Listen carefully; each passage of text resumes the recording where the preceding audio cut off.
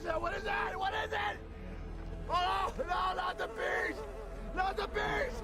Ah! Open my eyes! Eyes! Ah!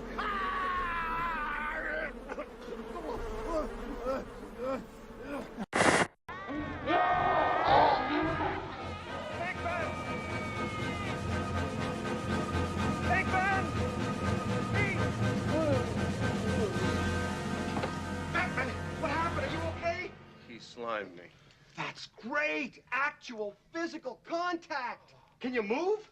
Ray, come in, please. I feel so funky. Spengler, I'm with Bankman. You got slimed! That's great, Ray. Save some for me. Get down here right away. I just went into a ballroom.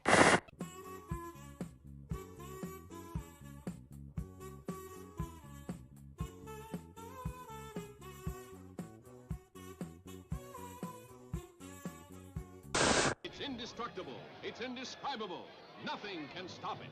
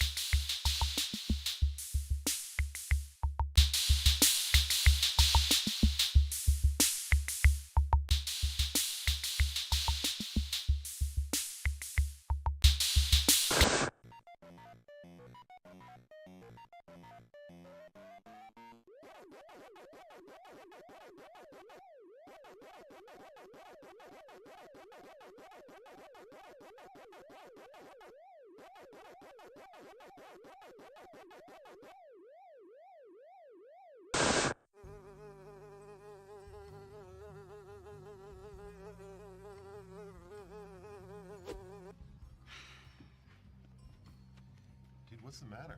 Dude? Aren't you hungry? You should eat something. No, I never eat before a mission. It slows you down. I gotta be light on my feet like a dancer. Like a fucking ninja, dude. Now check this out. I'm gonna jump this fence here, okay? Like a gazelle. And you come around that fucking bend. What's he doing? I think he's tracking a fly. Shoot fly, don't bother me. Shoot fly, don't bother me. Shoot fly, don't bother me. 'Cause you belong to my friend Link. Good catch. Meat group.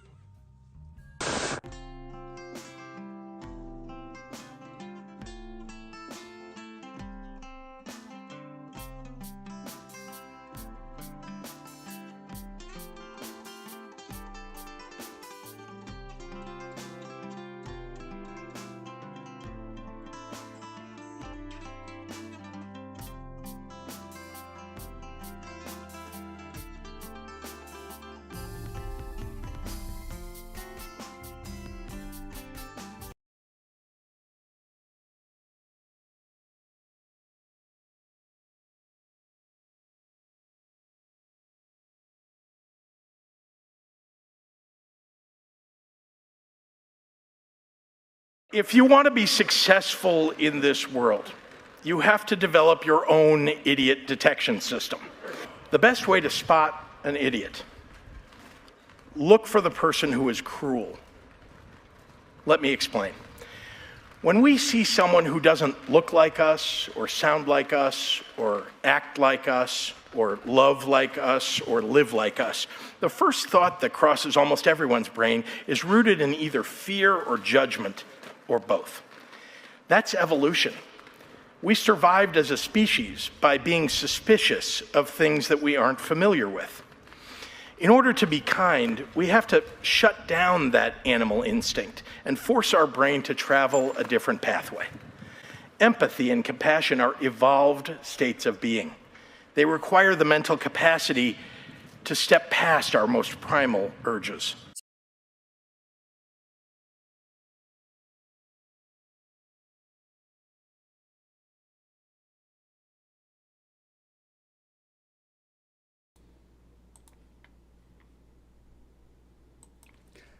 Good morning, my beauties and bees. It is Saturday, and we are live from the Hive. Good to see everybody with us this morning. Got the usual faces here. We got Tobin Templeman. We got Al Trucker. We got Stephanie Helm. We got One Ring 42. We've got, of course, Bugbot out there doing shenanigans. Bugbot has a myriad of commands that you all can give it, so and it does it's performative. We got Deep Arcs this morning. Good morning. Look at the trees. Oh yeah, we got UC Love and Sumami, and yeah, good looking crowd this morning. Hello everybody. If you were wondering who that was speaking at that graduation event before this, that's my governor, J.B. Prisker. Now, J.B. Prisker is should be the model governor for cannabis reform, because he's forgiven 300,000 people for cannabis charges. It was written into the bill, which no other state has done. Written right into the bill to say, hey, we need to make sure that we're excusing these people that are currently living with charges hanging over their head for marijuana possession. So, and the government, like Biden, rolling this back. And just by the way, there's a brand new episode of Some More News from a couple of days ago that covers all this, but I just wanted to rant about it too, because when they said that my state was kind of the model that people should be following, I'm like, yay, I'm in the right place then. Because I have a long history of being a cannabis advocate. I was one of the legalize it people. I had posters and stickers and stuff, legalize it, and yeah. But that's neither here nor there. It's what's important is to get people who have been arrested on charges, is to take it away from my personal experience, right? People who have been arrested on charges to be able to get those lifted. People who have that on their criminal record to be able to get that lifted. I believe there was a man that was on his 38th year of a life sentence for having an ounce and a half of marijuana in his apartment. a life sentence. What even is this world that we live in? What even is it? All right, so there's that, and also me and Ring have been up to some Twitter shenanigans now here this week. I wanted to talk about it too because it was funny. There's these people. They're like someone said that they were upset that Lord, what it was that they had Lord of the Rings was like the Aryan fantasy, and it was written from a position of white power or some crap like that. And I said, the Lord of the Rings trilogy is a Lord of the Rings is a trilogy about punching Nazis. Obviously, figuratively, I don't believe that there's Nazis written into the text of the Lord of the Rings. It's about standing up against tyranny and against an iron fist dictator who wants to wipe out all but his desirables. And yeah, it's a great story.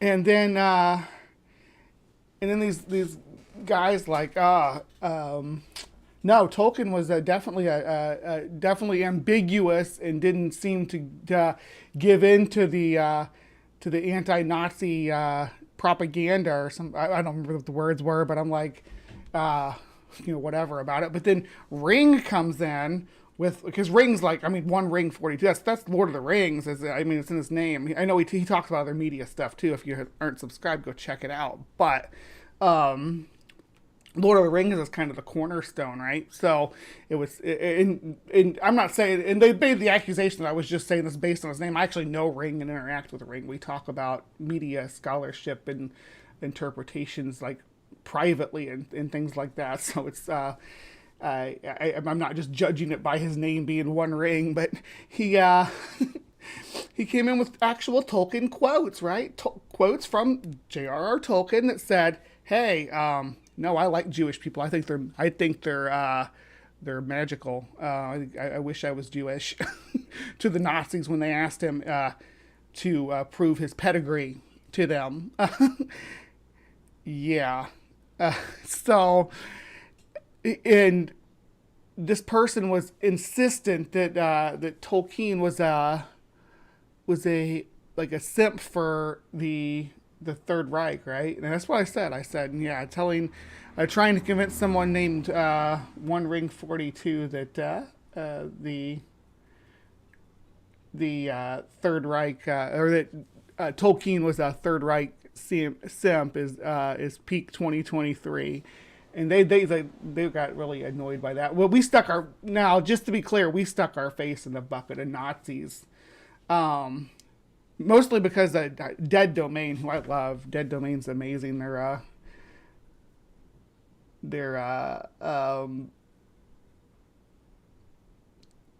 They do lots of cool content. Sorry, I keep calling you he. I'm sorry, Ring. When you're dunking on Nazis, I see you as in a masculine light. I see you like doing a mask swing. I'm so sorry. Yeah, my apologies, babe. Just, yeah, when it comes to punching Nazis, I'll always see you as a little bit more masked than me. So, but you did it so eloquently, though. You didn't like get hyperbolic or anything. You just like, hey, here's the actual quote from the man. And I shared one too about his rejection of Nazi race realism. Yeah, or that his people questioning how he felt about his Middle Earth races being used to propagate race stereotypes, and he was like, no, it's gross. Tolkien was, yeah. Anyway, Dead Domain would be a pretty good replacement name for Twitter, right? That's what I'm saying. I'm supposed to be having her on, or them on. Yeah, they're non-binary too, and I need to get better at the they/them stuff because if I'm interviewing people and talking to people, yeah. Anyway, but yeah, they're great content creators, so go check them out.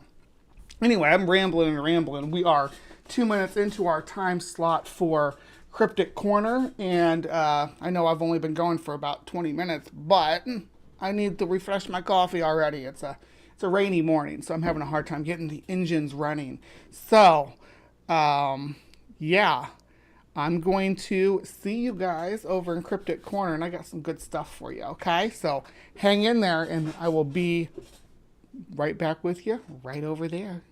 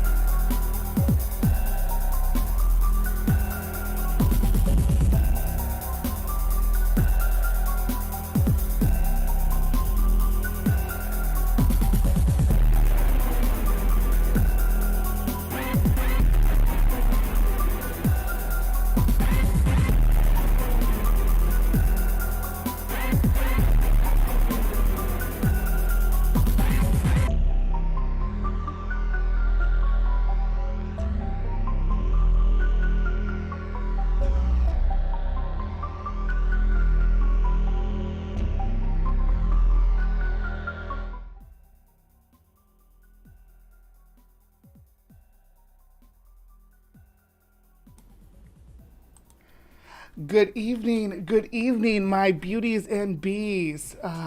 Welcome one and all to Cryptic Corner, where we explore the unexplained, the supernatural, paranormal, and hidden, the mysterious, the alien, the accursed, and the forbidden. Thank you for joining me tonight on Cryptic Corner. This is going to be our first time covering this specific topic. It's a ghost topic, which, I used to be a ghost hunter. I spent years as a ghost hunter trying to find proof of the afterlife. So I'm a little bit jaded about the whole topic, if I'll be frank with you. But to be fair, we're going to give it a shake here. We're talking about EVPs. So, yeah, we cover all kinds of bizarre and cool topics here. If you want to participate with our super awesome live chat over here, which is always blank when I do this plug, but it'll populate in a second. I was fucking being disingenuous, but yeah, we got like a dozen people watching right now, so I mean, not too shabby. Anyway, thank you for joining us tonight, and if you want to be part of the crew out here, just join us Saturday morning Central Standard Time at 9:30 a.m. and we'll be rolling through it. I promise it's going to be a good time. So, with that said, let's get into the topic. So, I bounced all over the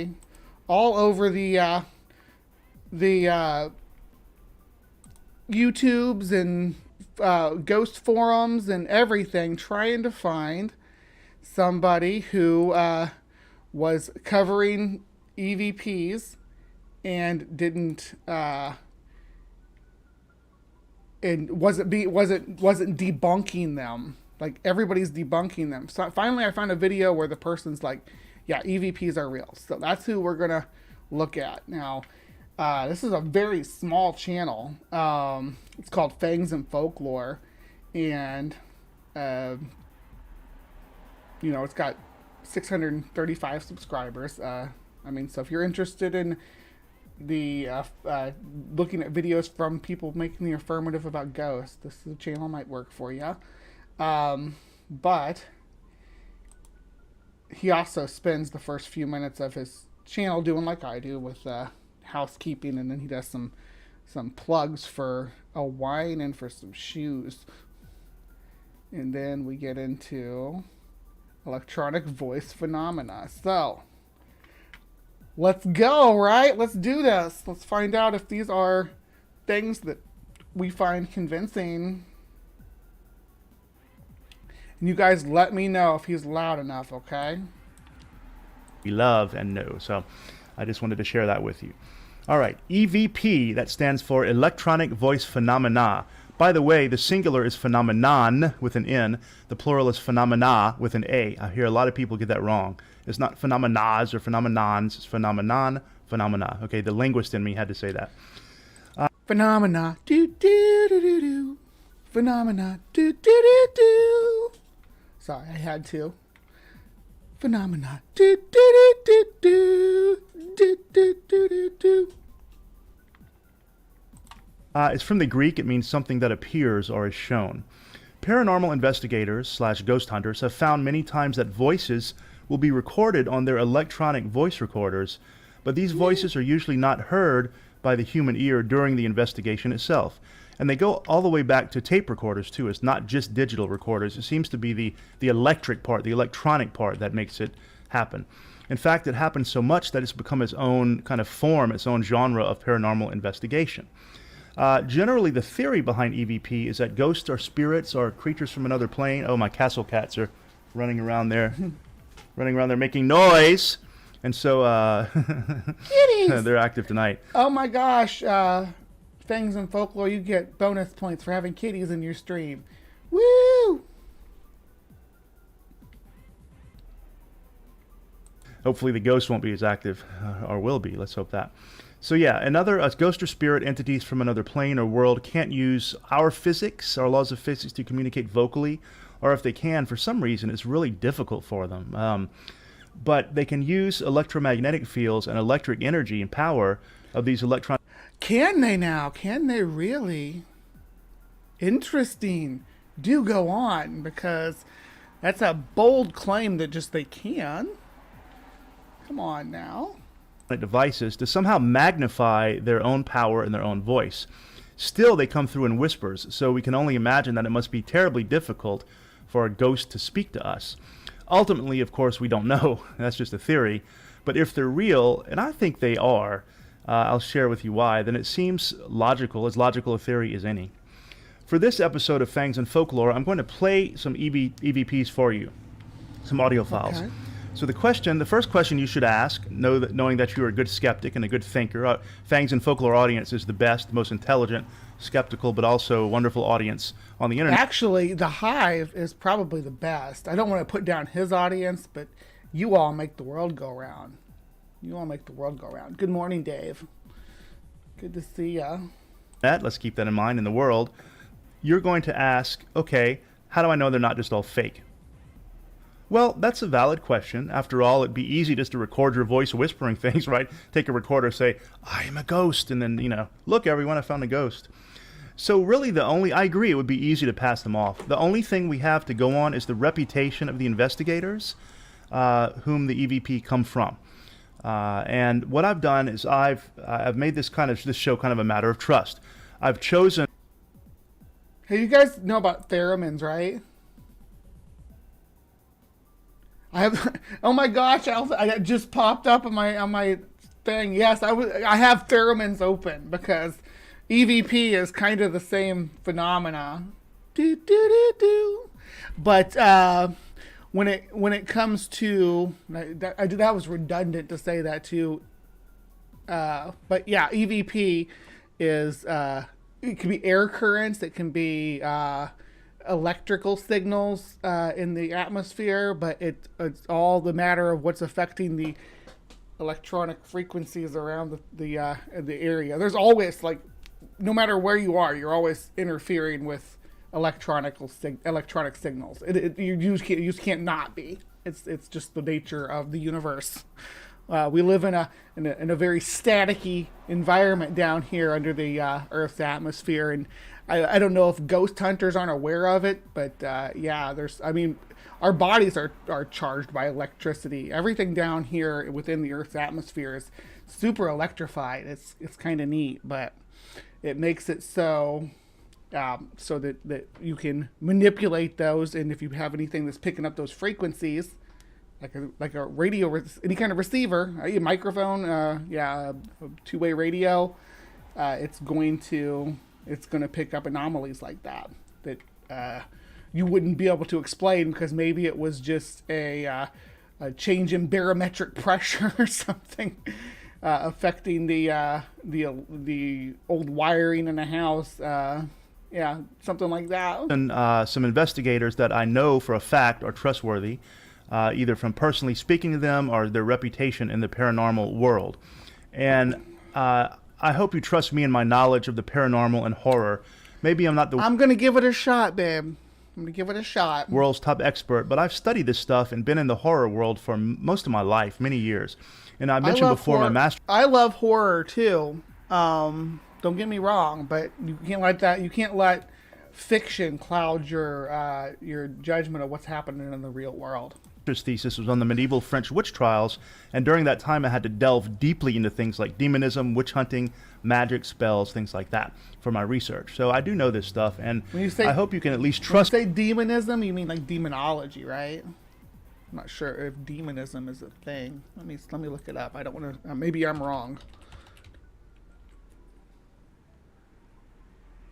Okay, demonism is just the belief in supernatural demonic behavior. The belief in powers of demons, actions, or behaviors that seem too cruel or wicked to be human. So I would consider the study of that, though, to be demonology. It wouldn't be, well, that's fine. That's fine. Trust me that I'm choosing EVPs that I believe in, and so I'm not deceiving you, I'm not faking these, and I don't believe the investigators are either. So I've chosen from investigators who have good reputations in the field, who take an objective, professional approach as much as is possible when you're dealing with ghosts. They're people who don't fake evidence and have no problem admitting when there's no evidence. That's really the only way I know to assure you that the EVP on this episode are real, and they are. So, a disclaimer, these audio clips, I have the full clip. And they are. Just asserting it. And they are. Clips. I've edited them some only to cut out space between the EVP. Okay, so the part that you're going to hear with the EVP is completely unedited by me. Haven't touched it with any filter, anything whatsoever. It's the pure audio file. The only thing I did was cut out, in long clips, cut out the part of, investigators talking that have nothing to do with the EVP for the sake of the show. Okay, the first source is Ghost Adventures with Zach Bagans. Now, I know what you're thinking. Don't laugh. Zach Bagans, right? He's a TV star for his ghost hunting show. Sometimes he goes a little overboard in the emotions and the melodramatics. But a lot of people think he fakes everything on TV for the money and the fame. I happen to know for a fact that this... So, Ghost Adventures, I remember this. It's been a long time since I watched Ghost Adventures, like probably over 10 years ago. When did he start? He's been around for a long time. He used to do things on the Travel Channel and Sci-Fi. But I don't think he's like genuine though. It's theatrics, right? It's reality TV. But yeah, go off. It's okay. Get to cooking. This is not true. I'm not going to name drop, but I have spoken actually with one of the founding members of Ghost Adventures, as well as people who work with the show. And they all assure me the same thing that Nick, one of the original 3 investigators, got in trouble for saying. He was on an interview and he was kicked out of the show because what he said was this. He said, while we do sometimes do retakes and kind of, do exaggerate things for TV, we don't fake the evidence itself. And this is known by people who know the show. Zach is philosophically against faking evidence. So while it may look a little melodramatic sometimes, they are doing a TV show, right? And they have camera crews and editors and stuff. The evidence itself is absolutely not faked, okay? Absolutely not. So when What do you mean it's absolutely not faked? What is your proof that it's absolutely not faked? This is reality TV, and they're doing drama. They're doing thrills and chills. They can't have nothing, so they always have to find something. They always do, or have to at least have something that they're willing and wanting to discuss. It's not they don't have an option to not ever find anything, because the show wouldn't last. It wouldn't continue on. I just anyway. They'd get canceled if they didn't find stuff. They play an EVP for you. They really recorded it. It's real, and they're not faking it. So let's look at some of their best ones. Ghost Adventures EVP number 1 is in Pacific Grove, California, at a haunted doll shop and museum. You hear the voice say, "What?" And then secondly, "We can't get through." So what and we can't get through. So I'll play this one for you. Just listen and see. Hold on, just about Zach Bagans and his authenticity. Unsurprisingly, Ghost Adventures is fake. We know this because one of the main contributors to the earliest seasons, Aaron Goodwin, stated as much. First, he said that the producers would manipulate their recordings from time to time, which is rather revealing for something that is supposed to be focused on finding the truth. Second, he said that the producers would coach the cast members on their reactions in the scenes shown on the TV show, which extended to the reshooting the entire scene where the results were less than satisfactory. The showrunner's response was to boot Goodwin from Ghost Adventures, which was understandable, but nonetheless caused a cause for skepticism. So one of their people from early on blew the whistle on the whole thing, and then they kicked him off. So see what you think. Okay, cueing number 1. Are you the handyman? Can you do something? What was that? In this Yeah, what was that? There's nobody talking but me. You won't get through. You won't get Something through. get Who's through. that? Who is That's that? none of us. That's none of us. This unexplained and ominous voice is incredible. you won't get Okay, through. if you heard that, I think it's pretty clear. Very interesting, right? What and we can't get through. But right now I have this article. It says, "Hey, Zach Bagans is a fraud who is specifically cited as altering recordings. So what am I supposed to take away from that? Hon, you gotta have something better. Come on, I know you got more. We're only 10 minutes in. The Ghost Adventures EVP number 2. This is in Santa Quin, Utah. It's a haunted family restaurant, okay, just a restaurant. And they're sitting around a table kind of doing a session, an EVP/seance session. And someone at the table's name is Bobby. That's one of the human people. Like, I think one of the owners of the restaurant is Bobby. And when asked where the spirit is, they ask, "Where are you?" You clearly hear the voice say, "I'm next to Bobby." And that comes through immediately. You see the whole session. They're not faking it. So it says, "I'm next to Bobby." Their name actually is Bobby. All right, so let me go ahead and cue GA EVP number 2 and let you listen to this. Is there any family members here? Upon immediate review of this session, it doesn't take long before a spirit answers Leslie's question. Who are you standing closest to right now? Is there any family members here? Oh, you hear that? Yeah, it was next to Bobby. That's what I heard. So what I'm hearing is static that they're so pareidolia, right? The people are generally associated with like seeing faces in the clouds and stuff, but it can be audible too. There's audible pareidolia, and it's hearing sounds and static. Because we all know static. You know, maybe most of us know static. Anybody who's ever listened to anything or watched anything on analog signals, that's with antenna on TV or on the radio, with terrestrial radio anyway. If you've ever done that, you know you're familiar with static, right? That static exists. It's not supernatural. It's not magical. And static is altered by the same effects that they use to make the theremin go, right? The antenna is it's the same. It's picking up those electric signals, the same ones that you manipulate when you play the theremin, and change how they're received and what frequency they're received at. You change it and move it. Someone stepping from one side or from one foot to the other in a room where there's recording going on like this someone doing that, someone making that kind of move is going to manipulate the frequency and the static that's reaching the receiver, right? So that changes the frequency in someone moving, someone waving their hand, someone saying, "Come here," someone turning around, someone pulling a stick of gum out of their pocket while they're waiting, while they're in there asking questions. All of that's going to change what's being received and make the static, or manipulate the static and how it's recorded. Now, they have to crank these way up. They have to like turn them like all the way up to get these sounds, but then you have someone with headphones on like this spending hours just listening through with it cranked all the way up for this kind of stuff, and this is what they get. They answered Corey's question after my mom's. Is there any family members here? I'm next to Bobby. Next to Bobby? I'm next to Bobby. Yep. That's what I just said. Good morning, Ember and Dr. Tapioca Weasel are here.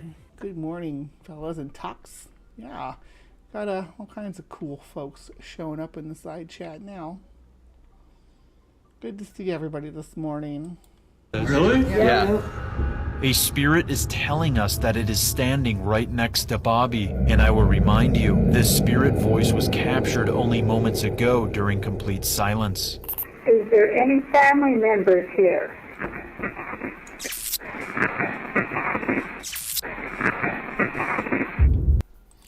I'm not convinced by this one either. Let me run some polls while we're doing this though, because that's always fun. So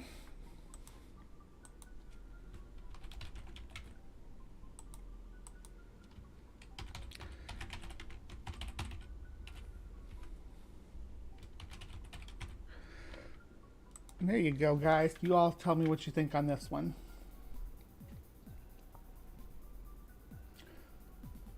Bobby is human people. Okay, what did you think about that? I'm next to Bobby. That's kind of eerie, right? Like it knows the name of the investigators.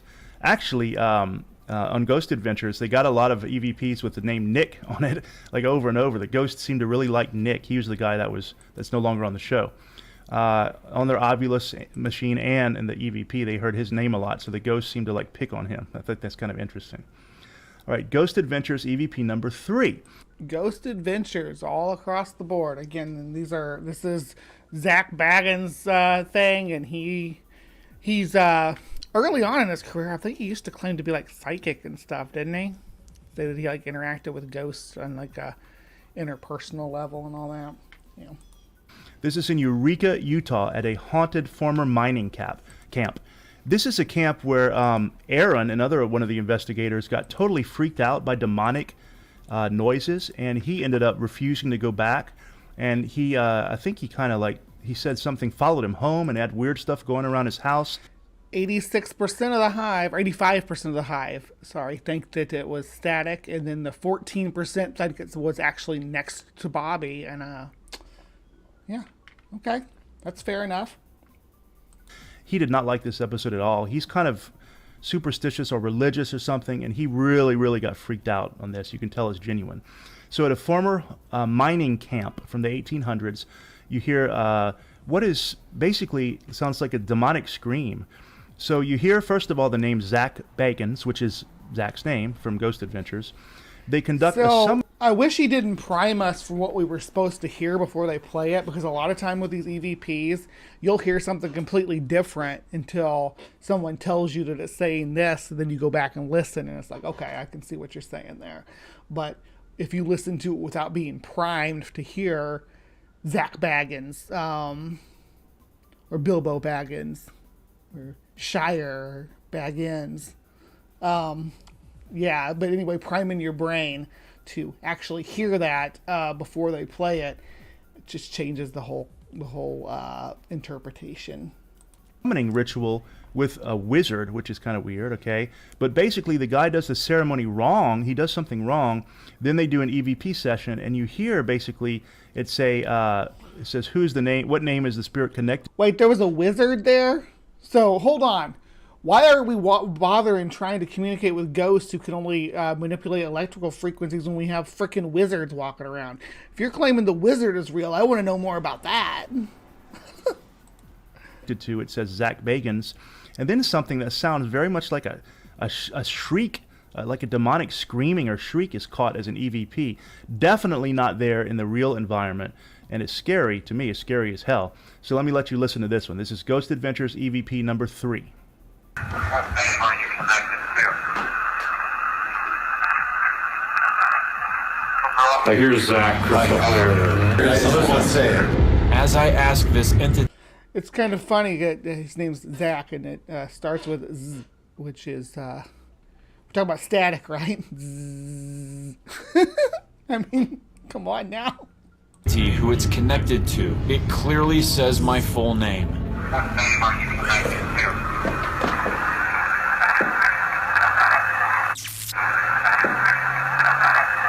I hear Zach. We are all totally unprepared for what is about to be the most terrifying audio evidence we have ever collected. What name are you connected to? Who brought you here? What the? Okay. Are you kidding me right now? What was that? Never heard that. It's so weird that we're like listening to them asking questions while it's cranked up to hear the ghost sounds. So, you know. What brought you here? I've never heard that. I have never in my life heard anything like that. Never. You've never heard really loud static? It didn't sound like a scream to me, but. Dude, what the? That's not human at all. Okay, what do you think? That's kind of disturbing.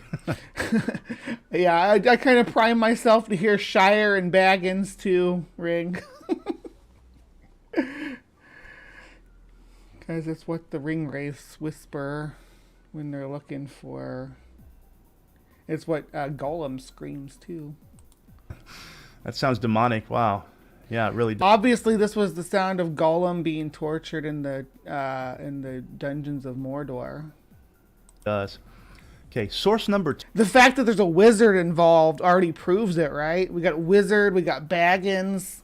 I'm thinking this is an open and shut case. Hello, DeFreak. 2. It's a YouTube channel called Vegan Voyagers, and I chose this one because the people, they're clearly not out to get EVP. Are these vegans? Are they predator abolitionist? Predation abolitionist? A couple of vegans who go around the world to find the best vegan food, which sounds actually interesting to me. They used to do ghost tours just for fun. Like, they weren't investigating the paranormal. You know, you go to a city like Savannah, Georgia, for example, very haunted city. You take a ghost tour. It's kind of fun. Or New Orleans, you know, around where I'm from, they have ghost tours, vampire tours. They're fun to do. They used to do that as a disclaimer, but they are not paranormal investigators. So I wouldn't mind going on a ghost tour or something in New Orleans. I'd have to freaking bite my tongue though.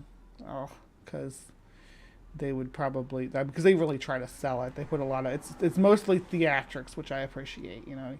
So they're selling you an experience. So going on like a ghost tour in New Orleans or a vampire tour, visiting their above ground cemeteries and stuff would be phenomenal. I would love to do that, maybe with some friends. Number 1, this happens in Teotihuacan, Mexico. And if you know the area, it's an ancient religious site. The Maya, the Inca, the Aztec were all around kind of that area. Wait, what? No, they can't all be. They all have their own empires, right? I believe this one's Mayan. But we don't want to conflate them all or jumble them all together. That's like being, you know, Russian, Greek, and Spanish, you know, all around that area. They were not doing an EVP session. They were near this pyramid, and it's ancient, you know, 1,000 years old or more. And they picked up an EVP without realizing it. They just picked this up. And it's my opinion. So first, let me let you listen to it, okay? So this is Teotihuacan, Mexico. Take a listen to this. Yeah, I want to listen to it before you tell me what it's supposed to be saying. Thank y'all. Here it is chopped down without my commentary. And here it is slowed down, in case that helps you. It sounds to me like he's definitely saying something in Spanish or even in one of the ancient languages like Nahuatl or Nahua. Okay. You hear it. Clearly it's a whispering, and clearly it's not environmental. Or I mean, this, you know, she's just talking about the place. It's not intelligible. It's certainly not in English. It's my opinion as a linguist, by the way, a language teacher at the university level with an MA in languages, that it is not in English or Spanish because it's Mexico. I have studied some of the ancient American languages, especially Maya, and I'm not an expert. I'm not fluent. I can't speak Maya, you know, but I have studied it a lot. And it does seem to have the phonetics of one of those languages. You know, those languages are kind of have some common things. I can't say it is for sure, but if I had to guess, you know, it does, something about it sounds like one of those ancient Mesoamerican languages, the pre-Columbian languages. So it's not conclusive. So you're a language teacher, and you're like, hey, it has that. It sounds like that, and you're like a language teacher, and you can't distinguish between, I'm being mean here, but you can't distinguish between electronic voice phenomena, between basically static manipulation in the atmosphere and actual words. You know what, as a linguist, you got to know about the pareidolia effect and what we in hearing things. I mean, we have. I'm just shocked to hear you say you have a master's in linguistics, and you're still hearing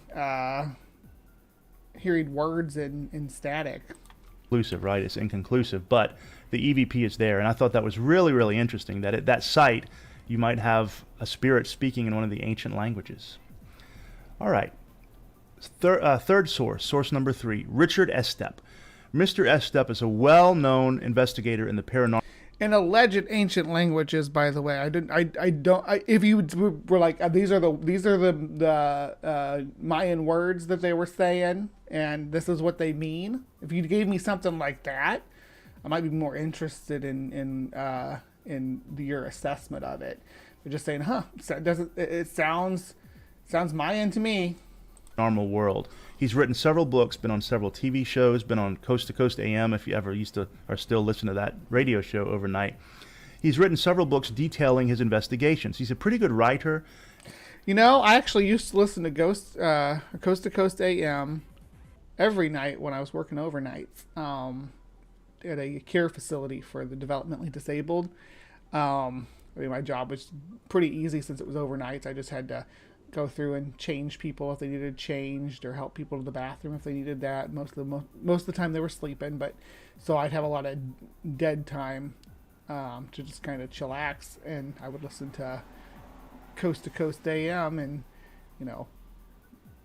clean or whatever needs done, laundry and things like that. But it was a good time listening to old. I listen to a lot of old ones, but sometimes I listen to the new ones too. And they're definitely worth reading. They're very interesting books. So Richard Estep, E-S-T-E-P. You can find them on Amazon.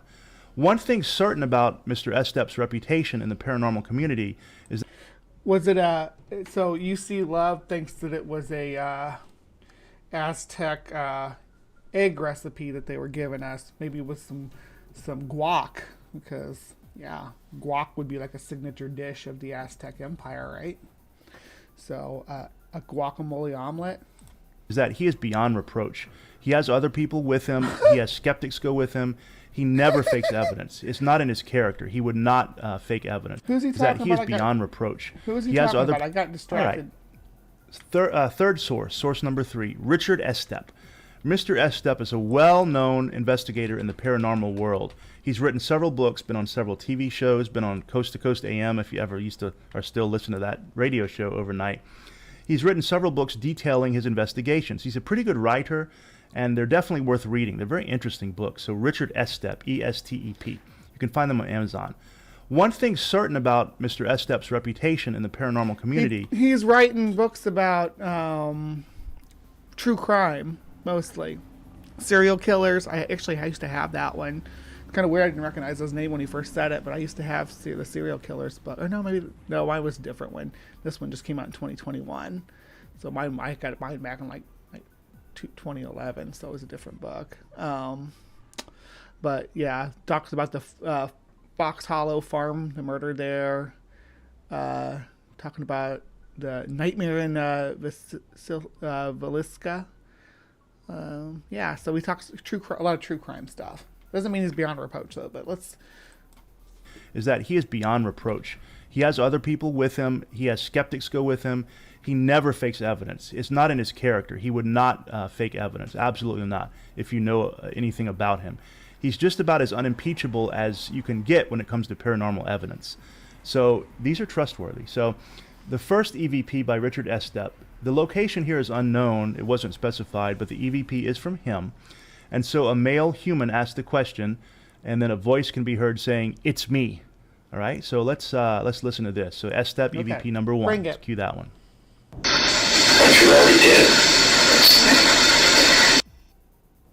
Okay, so hearing it say we hear it saying, "It's me." It really does sound like it's me, huh? I didn't hear anything. The fourth source is from the show Ghost Hunters. This was one of the early paranormal investigation TV shows. Two guys, two plumbers. One I think is a master plumber. The other's his apprentice. Just this kind of chubby bald guy and his friend. And their group is called the Atlantic Paranormal Society, which the abbreviation is TAPS. And it's very clever, TAPS, because they're plumbers, right? And so these are salt of the earth guys. You can just they're working guys. They're hardworking, right. And they not professionals at identifying different audio interferences or anything. Not any kind of experts in electronics at all. That is the bottom line here. No expertise in dealing with electronics. So we need to be clear about that with TAPS. Absolutely. I know you think that that's some kind of selling point for them, but I think it's a detractor to not have any expertise in this and then to claim that you know what it is better than like experts would. You can tell. And the fact, one reason I know that they're not faking this stuff is for the first several shows, they didn't find much of anything. Some people got bored, saying, I don't want to watch the show anymore. And they don't get a ton of evidence, actually, but when they do get it, it's very, very interesting. What they do, they investigate a place, they go to the owner, and they do a reveal, like a reveal session. Here's what we found, or here's what we did not find.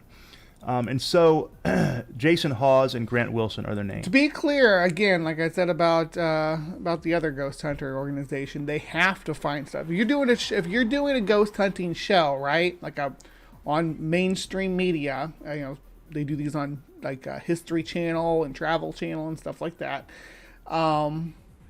You have to find stuff. I mean, yeah, every now and then you can have an episode where it's a bust where nothing turns up, but you have to find stuff. You have to, or the show doesn't keep going.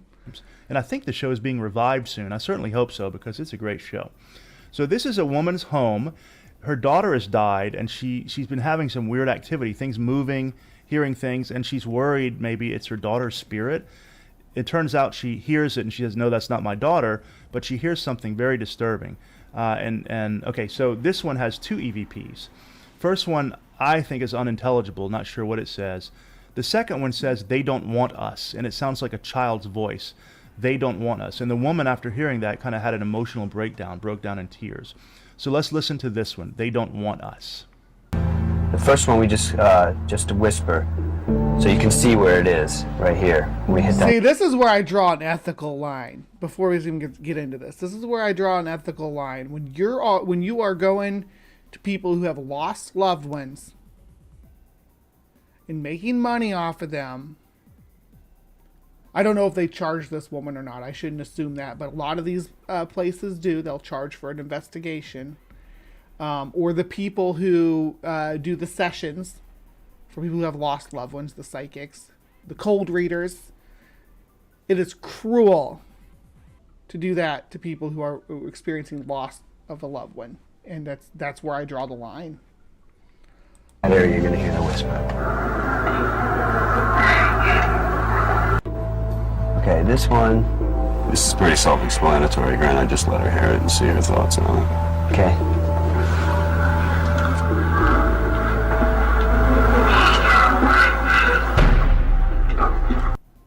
Yeah, to me that one's pretty clear. And like I said, she believed it. It was not clear to me. It's meh, meh, meh, meh. And then you're putting your own interpretation. They don't want us. Meh, meh, meh, meh. Let's listen to it again, actually. Because he's only playing these through once. I don't know why.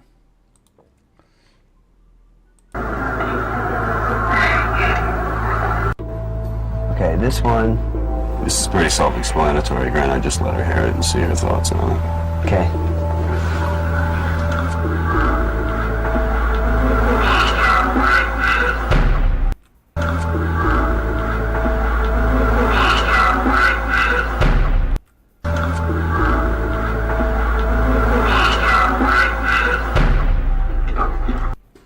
Yeah, to me that one's pretty clear.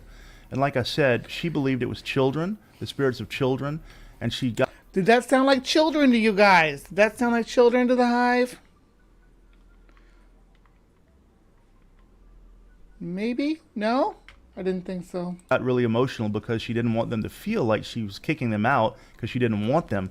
You know, if they're the spirits of children, she felt sorry for them. So that one was really, that's a really good show.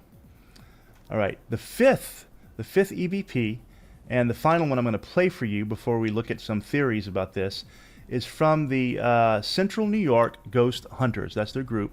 They're based in Syracuse, New York. We don't want bugs. I want bugs. If you don't want your bugs, you can send them to Bree. Sounds awesome to me. One of the oldest paranormal investigation groups in New York. They're very trustworthy. They've been around a long time. They're very well known, very established. This one is incredible to me. This one is just absolutely mind-blowing. That's why I saved it for last. This was taken in an allegedly mind-blowing, guys. Who was ready to have their minds blown? Haunted hotel. So they're there for the weekend. And the founder of Central New York Ghost Hunters, Stacy Jones, and then other members of the group went to the hotel on an overnight stay basically for an investigation, right? The hotel was built in the late 1800s, and the building has a long, colorful history of some very disturbing, nefarious activity, murders, all sorts of betrayal, things like this. A fact that might be key to what is heard in the EVP. So here's what happens. There's two investigators are sitting there on some stairs, I believe, kind of talking. They don't hear anything. The room's quiet around them. Sitting on the stairs, I'm with you. And they just have their recorder playing. When they listen to it the next day, they hear this wild stuff. Okay, so let me tell you some of the stuff you heard. You heard voices, male and female. You hear footsteps. You hear what sounds like a clock ticking, a grandfather clock, a cuckoo clock. The EVP, the whole thing is 10 minutes long. You hear a man attacking a woman physically, and a gruff voice. You hear kind of a weird animalistic growling, kind of demonic. I like you all submitting your own interpretations. They don't want ice. They don't want nuts. We don't want bugs. Yeah. Maybe they had a nut allergy. Absolutely. This is the kind of stuff I want to do with next time Dave comes me on too. Well, October's coming up, so we need to do a ghostly. Maybe I know you're all about Ohio, but you want to do Ghost of the Ozarks or something. We can do some legends and ghosts about the Ozark area, including the Ozark Howler. Let me know if you'd be interested in something like that. Screaming and other stuff too. You can hear a woman say, "Get off me." And remember, first of all, the hotel doesn't have any such clocks, any ticking clocks. Yeah, Mr. Wicked is what Ring said that they heard. Second, they were sitting there just kind of chatting, and the room was silent around them. This is what we're going to hear was only captured on the digital recorder. The investigators heard none of it with their ears. This one is wild, okay? I'm going to play for you a couple of minutes of this. It's too long to play all 10 minutes on this show. But let's take a listen. This is just crazy. So let's cue up the clock EVP number 1.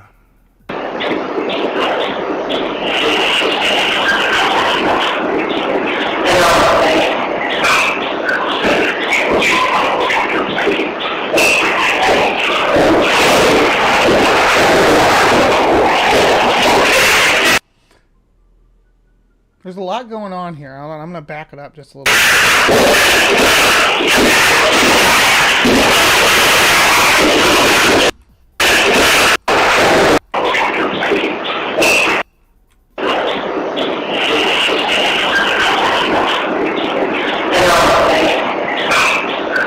So, I did hear the "get off me." I did hear that.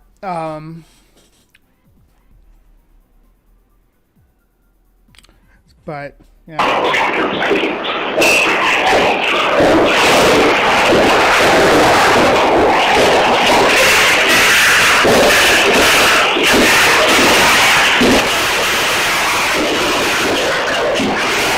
I dropped the gain for you guys a little bit because it was peaking, like full peaked. I couldn't hear anything. Sorry about that.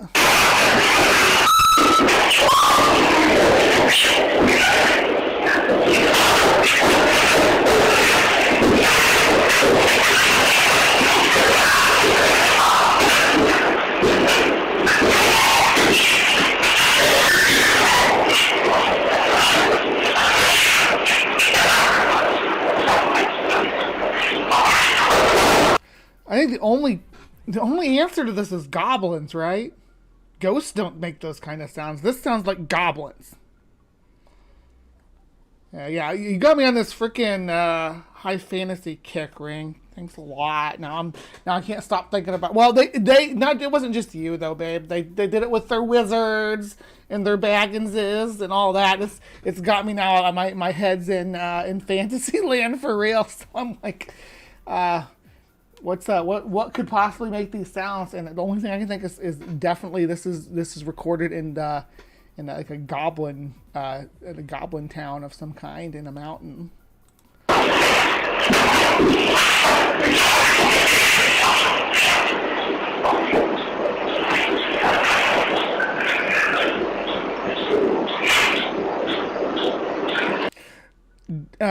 D, maybe they were here's my theory, that they've like, okay, we only got 4 minutes of tape here, but we need to record, have recordings from all 5 stories of this building. And then the guy's like, let's just throw the recorder down, hit record and throw the recorder down the stairs so that every floor gets recorded.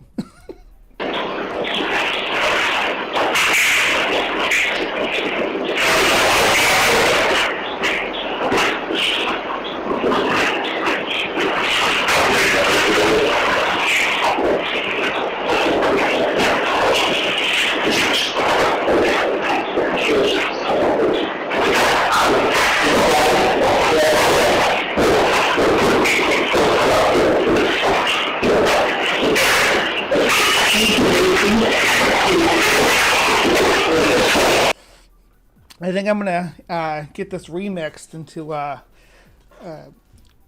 fat beat, right? We could do that. There's plenty here to work with. Ryan, hey beautiful, it's good to see you. Mwah. Yeah.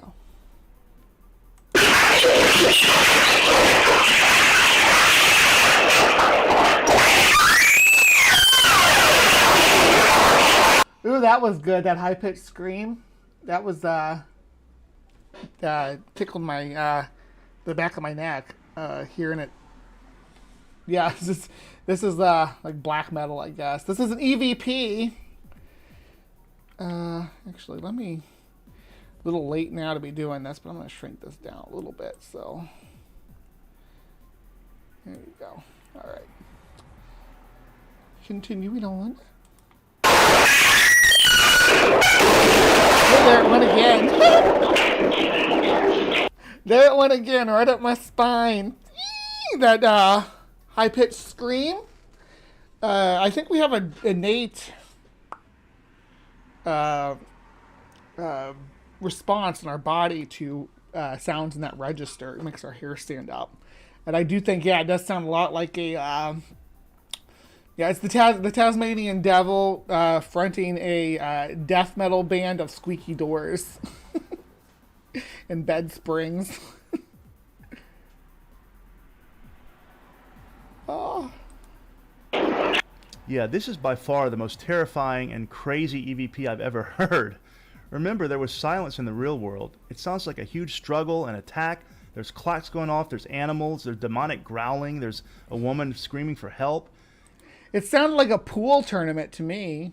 I mean, just being totally frank, it sounded like someone recording a pool tournament from like 2 stories up through a drain pipe. It's crazy, isn't it? That's just wild. Boy, that one's really terrifying. It's almost as if all the energy, all the negative energy, psychic energy from that building is like imprinting itself on this digital recorder. And it sounds like it's recording some sort of horror. And to my opinion, that's not what we just listened to, is not even what I consider EVP. Everything else that we've heard so far was EVP. But this right here, was just picking up some kind of racket somewhere of all kinds of nonsense. Horrible attack, maybe even a murder, maybe several murders. And then that kind of animalistic growling is very frightening, because that's a sign often of demonic activity. So that was one hell of an EVP. I hope you agree with me there. Did you hear any growling? I don't know if I heard growling. I didn't hear anything that I personally would consider growling. But if you all did, it was too long for me to go back and listen to the whole thing. All the rest of them have been, just a couple of seconds. This one was a few minutes long. So different. Electronic voice phenomena. Do do do do.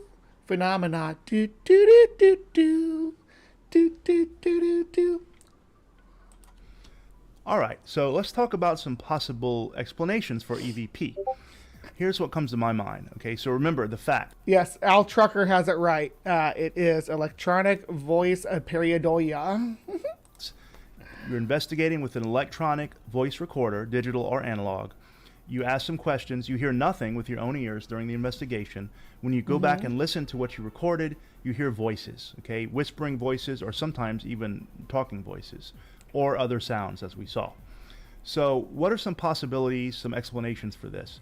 First of all, I agree they could all be hoaxes. I mean, these could all be people making it up, faking them, hoaxes. I accept this as a possibility when it comes to the paranormal. You know, it could be a hoax. In these cases, like I said, I specifically chose EVP that come from trustworthy investigators who have great reputations, or like the vegan people weren't even planning on investigating. They were just taking a vegan food trip, right? Yeah, that was the, as far as the that one was the least convincing of the actual EVPs, was the one that was from the vegan people, right? That was, in my opinion.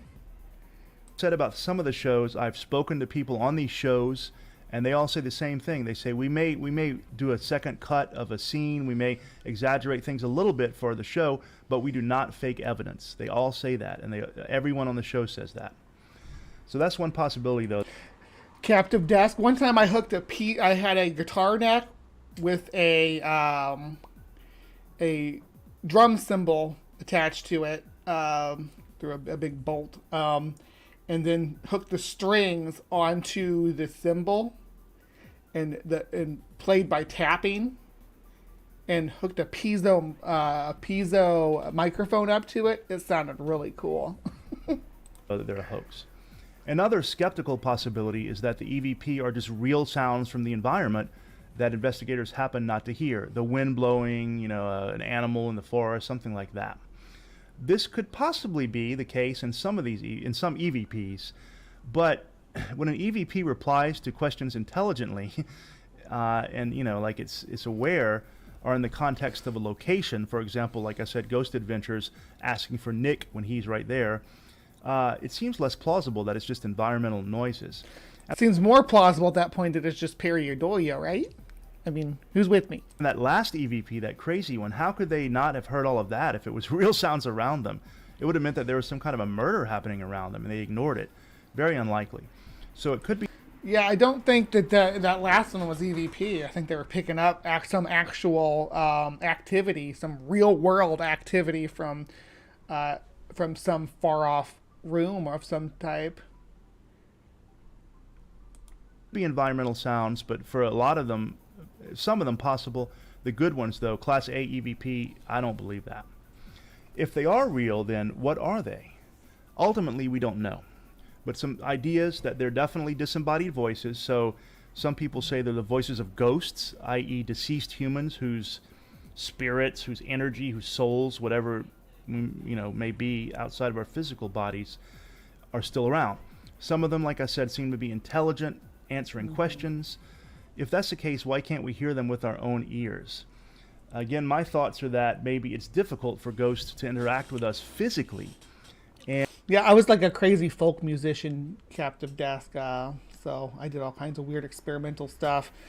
There's pictures of me out there somewhere with my guitar, and then the mandolin above it, because I switch back and forth between them, wearing my harmonica harness, and a straw hat. From way back, I was a goofy. I've always been goofy. So yeah. And after all, they're spirits, right? Not flesh. And so the idea that they maybe can use this electronic energy, electromagnetic fields to magnify, strengthen their own voices seems plausible if they're real, because by using that power, they can only go through the recording machines, right? The power is there in the machine, so that's what amplifies it into the machine rather than into our ears. It's a possibility. I think that theory is reasonable. It would also explain why most, not all, but most... Yeah, they don't realize that's the disconnect, Al. That there's this notion that why didn't they hear this? Because it's coming in on a radio frequency you're not tuned into. Maybe get your braces adjusted and your headset adjusted, and you might be able to hear it. But there has to be a receiver, right? EVPs are whispers and not loud voices because it's all they can muster up, right? They're already weak and it's already hard to speak. Others, like the last one I played, the crazy one, maybe seem to be just imprints of events that cause great trauma, stress, fear, emotion, things like murder, rape, theft, losing a loved one, suicide, These are greatly traumatic for human beings, right? Lots of emotion. Some people believe this emotion, this energy can somehow be imprinted on an environment, on a building, on an area. It's like called replay hauntings is generally what they call that, where like something that traumatic event from the past is replayed in an environment. Like the Battle of Gettysburg is one that they always talk about being a replay haunting, or there's some ships that'll have sailors doing work on them in a replay haunting sort of manner. Somehow, and so these EVPs are just kind of repeats. They're like some hauntings are like this also. Residual haunting. A ghost just appears and does something over and over. It doesn't realize any humans are around it. Possibly, right? Some kind of a negative imprint of emotional energy. That's always a possibility. I always leave open the... Now, I don't believe that that's actually a thing that happens, but it would be cool if there was some way we could leave emotional imprints on the environment that were strong enough to be picked up and perceived by other people. I just don't think that there's any science to back that up at all. Possibility that the paranormal evidence we have for ghosts is really demons trying to trick us. This is another idea.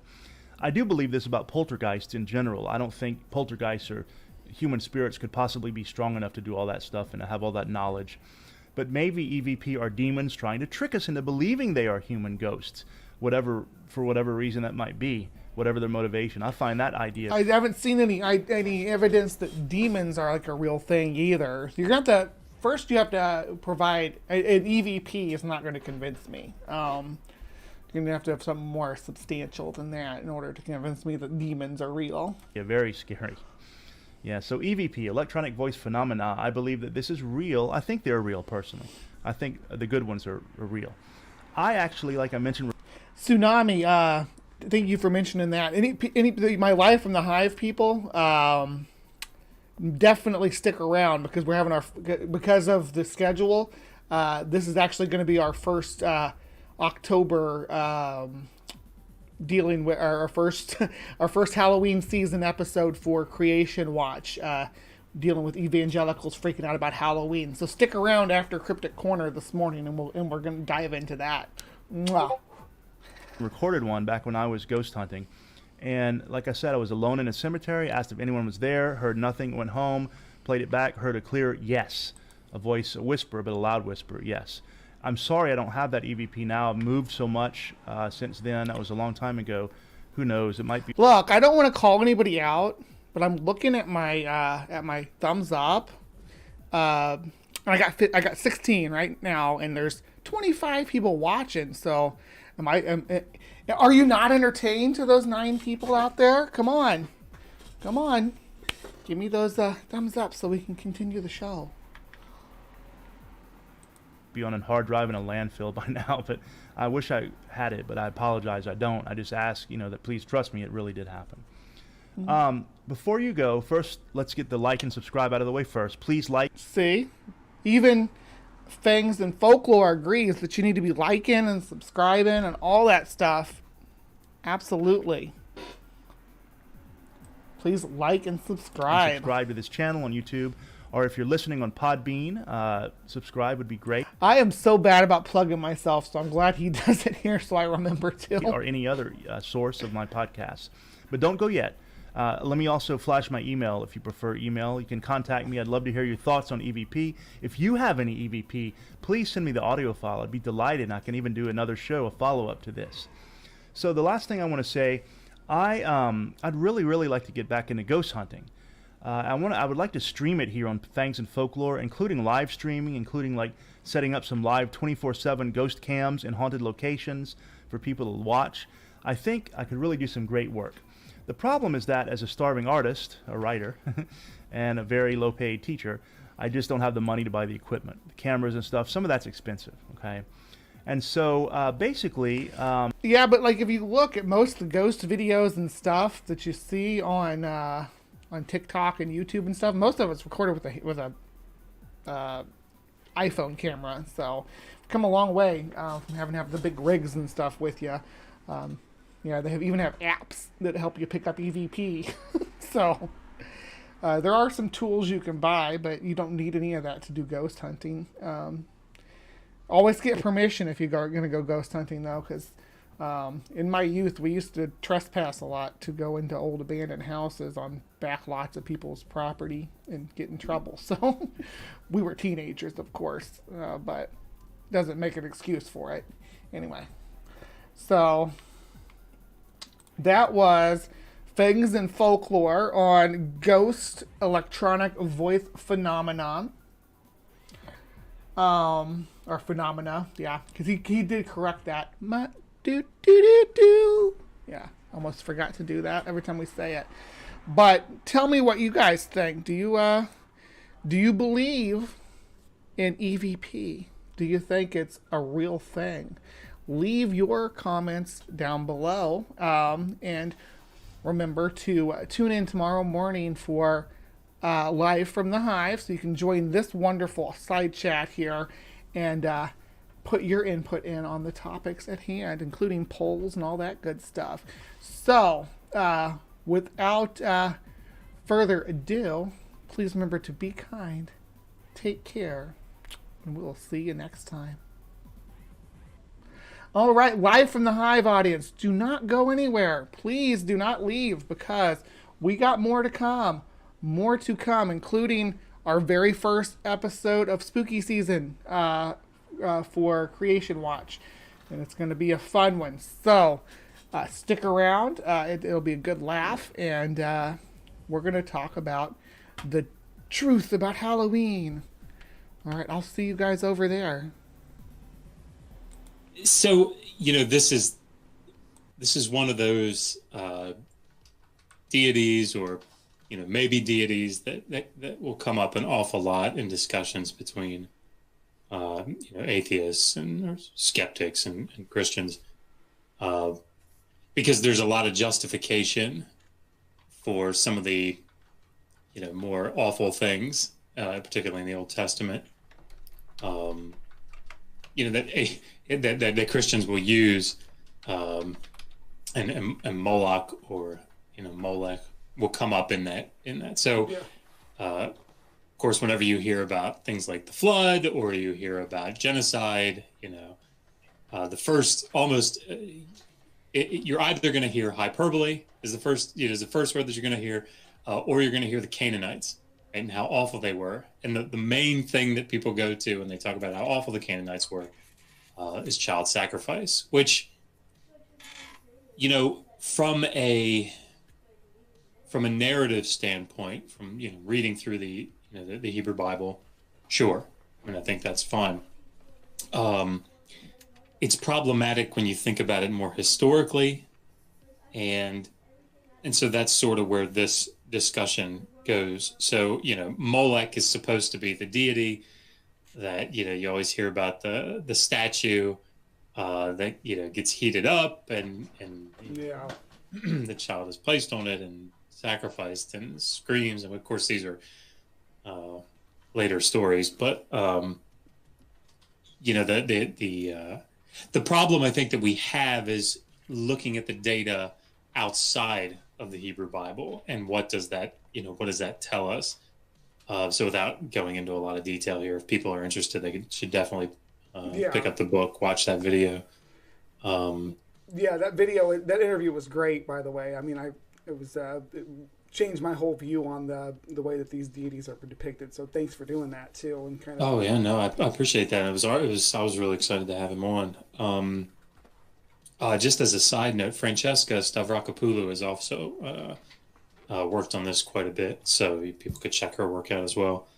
But the tension is that you have these later. We're often, I think, referencing in modern culture, we're referencing later stories, later depictions that are discussing this phenomenon that we see in the Hebrew Bible.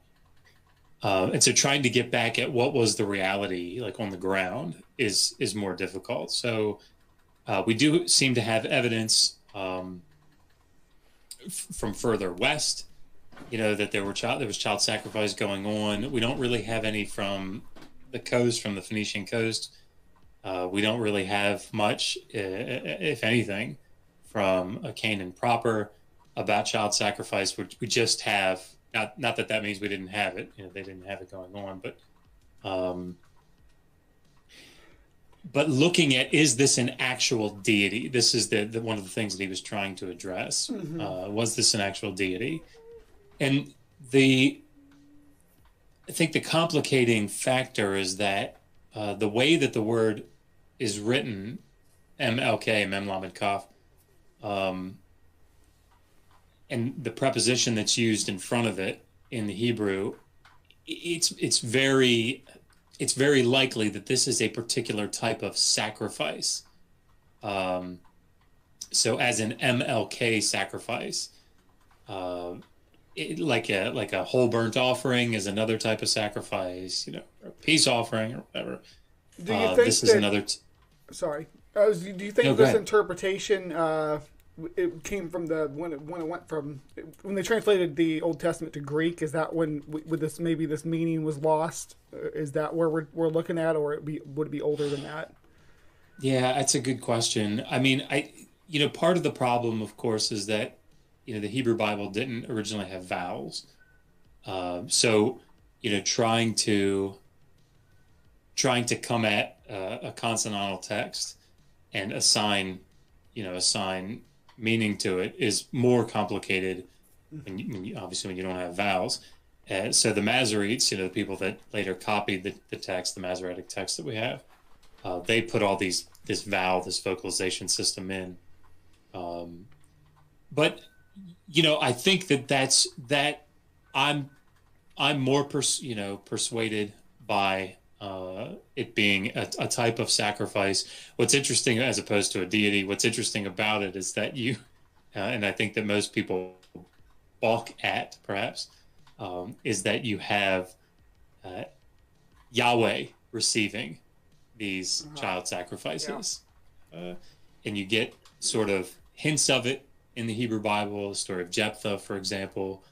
And the fact that they're efficacious is also interesting. So you have a foreign deity in the Hebrew Bible that offers his oldest son as a sacrifice, and it works. That's what's crazy about it. Like, it works. Power goes out from the city and just repels Israel. So and validates I hear what you're saying there. Yeah, which is weird to see something like that in the Bible. Yeah, there are certain things that I think make the Hebrew Bible a lot of fun to study, because you have things where clearly, I'm kind of going off on a tangent here, sorry, but you're clearly fine.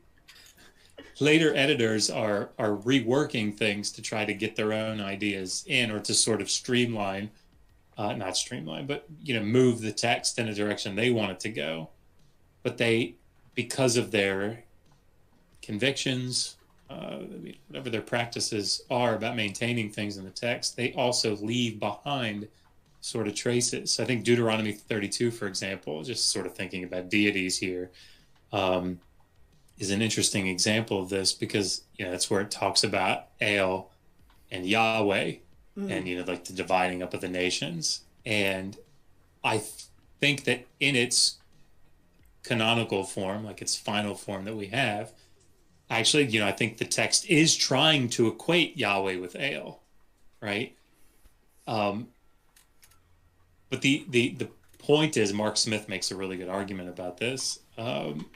It's indicating that before, there wasn't this connection made between Yahweh and El, and that these two distinct deities, which of course is what we would expect. And I know we're going to talk about El a little bit, but yeah, I have no idea how I got to where I just was, actually, from where we started. So you guys might have to draw me back in.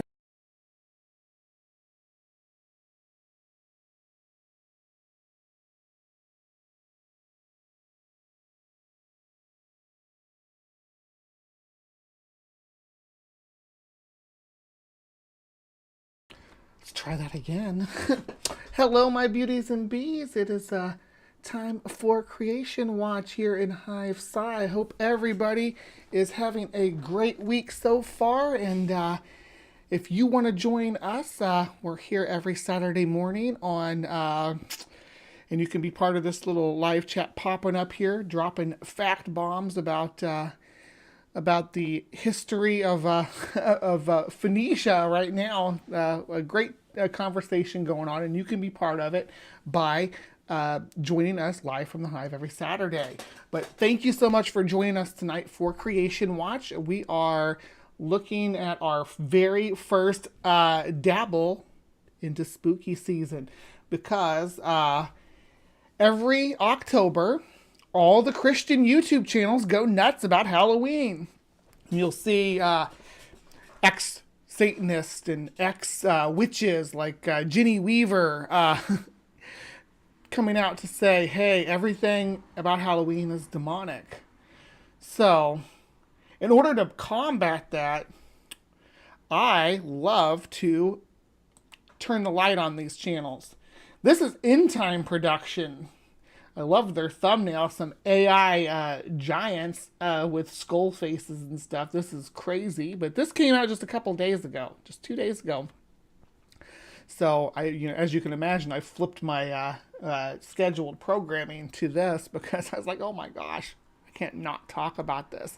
There's gonna be some crazy claims made in this video, ladies and gentlemen. So, are you guys ready to dive in? Let's do it.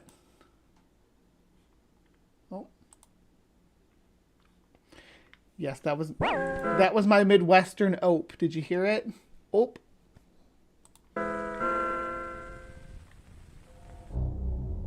Here we go. Halloween. It was a cold Halloween night. The final day of Samhain, when the boundary between the two worlds dissolves. There is something different, something mysterious out there, and it's taking children on Halloween. On a full moon, it will raise the spirits of the dead and lit by a virgin on Halloween night. Don't you know what happens on Halloween? Our son was abducted last year on Halloween. All spells cast at Witch University become permanent at midnight on Halloween.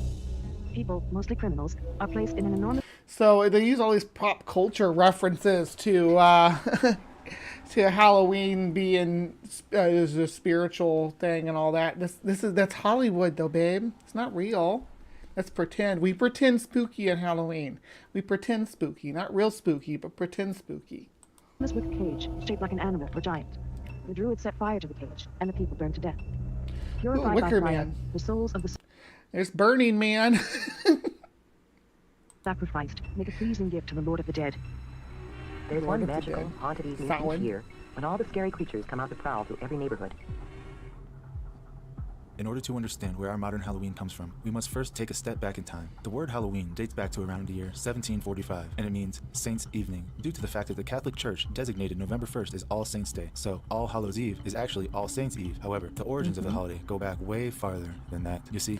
Hallowed individuals like saints. So the Eve of Hallows. All Hallows' Eve, Halloween. The Catholic Church is well known for placing its own holidays directly over the ancient pagan holidays that people used to practice, and Halloween is no exception to that. Originally called Samhain, this night is considered sacred by the ancient Celtic people. It's said that spirits are able to roam freely. I don't know if you could say that the rituals and celebrations of Samhain are necessarily directly tethered to All Saints' Day.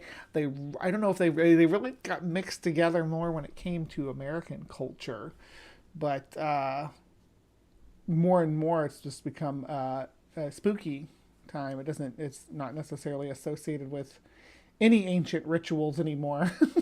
As the veil between our world and theirs is at its thinnest point on the night of October 31st. Quote, another great festival of the ancient Celts was Samhain, which was held on October 31st, on the eve of the pagan feast, the night known to us as Halloween. This was a wild and savage occasion, with human sacrifices offered and victims burned as offerings by the druids to the gods, end quote. So, when it comes to the practices of the druids, right, and I'm not saying they didn't do their human sacrifices as their gods demanded or what have you, but when it comes to the druids, their story is told through Roman eyes, and we have to keep that in mind because the druids were a religious leadership role from a society that they were trying to oppress and trying to quell and trying to conquer. So to paint them as these horrible monsters served the best interest of the empire at the time. To paint the Celtic people, not just from the UK and from Ireland, but from the whole region of Northern Europe and Western Europe that they had they had been settled in. Now, if we take a look at this book from the year 1870 entitled Irish Folklore, Traditions and Superstitions of the Country. Yeah, he does pronounce Samhain correctly. That's true. Yeah, so Ryan, it reminds me so much of this PragerU kids thing that I saw, where these little kids were accusing Columbus of taking slaves, and he's like, well, maybe I took slaves, but did you know that these people on this island were cannibals, and that they took human slaves and sacrifices? As if they're, morally I guess it was the Spanish Empire at that time was some beacon of mercy to indigenous people to save them from the cannibals. It's ridiculous, but yeah, to demonize them. Yeah, the PragerU, that's in schools. We got schools in Florida playing that crap. They're like, oh yeah, by the way, Native Americans were cannibals, so it was okay to enslave them.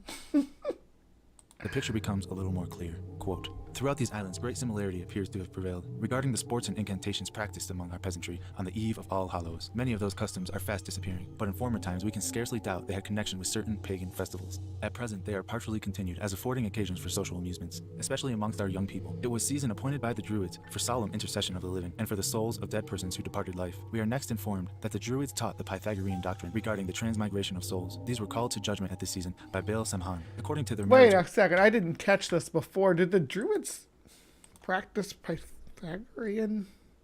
What?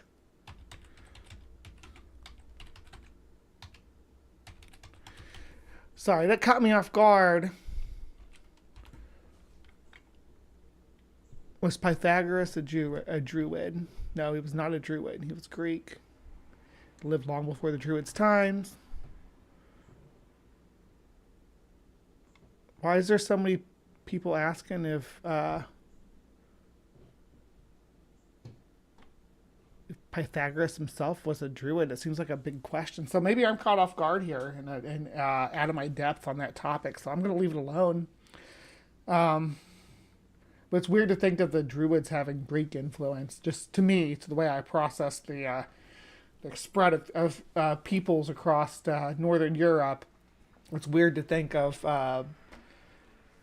And I'm not saying it's impossible to think of Mediterranean philosophers influencing an island in Northern Europe, but it's not impossible over all the centuries between them. Or demerit in their past life, souls were assigned to enter bodies of the human or brute species. There were they to be proportionately happy or miserable during the next term of abode on this sublunary globe. But the punishment of the wicked persons might be alleviated by the employment of charms and magic arts, or through the means of sacrifices made by their friends to Baal. Sacrifices to Baal. Where have we seen this before? Okay, here we go. This is where I am not out of my depth, because I used to be. And I'm not saying that the neo-pagan movement is like knows their history and stuff. As a matter of fact, I'll confess right now that studying ancient civilizations and cultures is what made me decide to reject my neo-pagan ways. At some point in my life, I would have been like 2011 or something like that. But I was like, you know what? I think that the neo-pagan community misrepresents ancient cultures and ancient religions, or appropriates them inaccurately, and I gave up on it. But I do know from my research in that Baal, as in the Baal fires of All Hallows Eve in Ireland, is a corruption of Bel. For Bel is basically like a Celtic fire god, right? Basically, like they're their patron saint of warmth and protection and stuff. To put it that way, not really a saint. It was because Bel was more of a god, but Beltane is their holiday. But the Bel fires that became Baal fires later, and when they anglicized the languages, that they switched that from Bel to Baal, like the biblical deity or demon, if you will.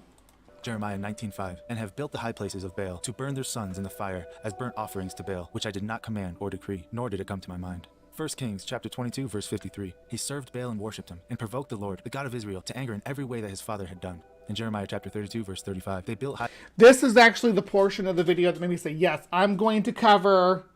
I'm going to cover this video because of how much they're getting wrong by conflating Baal with Baal. And it was they bastardized the language. It's fair to say that's true. That when they translated this word into Baal for the Baal fires, it really was painting them with a villainous brush. High places to Baal, in the valley of the son of Hinnom, to offer up their sons and daughters to Moloch, though I did not command them, nor did it enter my mind that they should do this abomination, to cause Judah to sin. You see, the name Baal refers to an ancient deity who some may call Lucifer himself. The ancient Hebrew translation for the name Baal is, quote, Baal, and according to the Strong's Concordance, it occurs 81 times in the King James Version Bible, and it means Baal, Baal, a Phoenician deity. So, why are the ancient Celtic people performing rituals and sacrifices for an evil deity that's mentioned all throughout the Bible? Well, let's continue reading. Quote, the day following the great festival, when sacrifices of black sheep are said to have been offered for departed spirits, while the Druids exhibited every possible description of charms or natural magic. How far the modern festivity... Natural magic. Oh, spooky people doing... Because when they talk about natural magic during this time period where this lore was out there, magic was considered like herbalism and stuff, using different methods of healing. And it also extended to things like trying to figure out how to make the crops grow better and stuff like that. That was all magic to these cultures, right? That was all tied in, like their... Healers were considered magicians, right? The Druids passed orally down different methods of like medical care and social law. That's all been lost because it was oral, right? So there's nobody alive today that knows exactly what their creeds were, but there was definitely medical care involved. There was they're basically the judicial branch of their society. They had certain criterias about livestock and farmland, and these people were so important, and it's all been lost. And they had their own sort of like a pseudo democracy, right? It was where they voted on it, and each grove would have a certain amount of druids involved. Really cool stuff, but yeah. These or incantations of All Hallows Eve have been derived from ancient Gentile rites or ceremonies would prove a question difficult to determine, but this time of year forms sort of era for its peculiar observances among our ancestors, alluding to All Hallows Eve or Vigil of Samhain. One of their practices was to assemble with sticks and clubs, going about from one house to another collecting money, bread, cake, butter, cheese, and eggs for a feast. Young females go out at midnight and cast a ball of yarn into the bottom of a lime kiln, whilst holding on by a thread. If the girl wind on and nothing hold the yarn, it is a sign the winder will die unmarried. So this is just like the games that kids still played, at least when I was a kid, we still played, where you like Bloody Mary, light as a feather, stiff as the board. Yeah, where you like trying to find... Mostly little girls played it to find out who they were going to marry. And, married. If she feels it pulled from her, she asks, who pulls my yarn? When it is supposed her future husband will give his name or appear to her. Sometimes a demon will appear instead, and this latter event indicates that her death is not far distant. Well, I heard that on Halloween night, Boogeyman sneaks out and attacks kids who don't believe. These customs are almost entirely extinct. They were considered too closely allied with diablerie and magic to be used by any except the most reckless and unchristian. Ooh, I like that word. That's my word of the day. Diablerie. Like I guess that means like diabolical magical practice. I don't know. Diablerie. Yeah, we're going to add that to our vocabulary. Practitioners. It is considered that on All Hallows Eve, hobgoblins, evil spirits, and fairies hold high revel, and that they are traveling abroad in great numbers. The dark and sullen Fuka is then particularly mischievous, and many mortals are... That mother Fuka. It's the sullen mother Fuka. The dark and sullen Fuka is then particularly mischievous, and many mortals are abducted to fairyland. Those persons taken away to the wraths are often seen at this time by their living friends, and usually in the accompanying fairy cavalcade. Abducted to fairyland. Those persons taken away to the wraths are often seen at this time by their living friends and usually accompanying fairy cavalcade. If you meet the fairies, it is said, on All Hallows Eve, and throw dust taken from under your feet at them, they will be obliged to surrender any captive human being belonging to their company. End quote. So we have demonic beings roaming the earth, evil spirits, and fairies abducting people and taking them into another dimension. Could this holiday get any worse? A decade ago, Halloween night, he murdered 16 people, maybe more, trying to get to his sister. All right. The boogeyman can only come out on Halloween night, right? Look it up. On every other night of the year, more missing children are eventually found, but on Halloween it's different. On Halloween, the phone symbol is actually a constellation of stars that appears from time to time on Halloween night.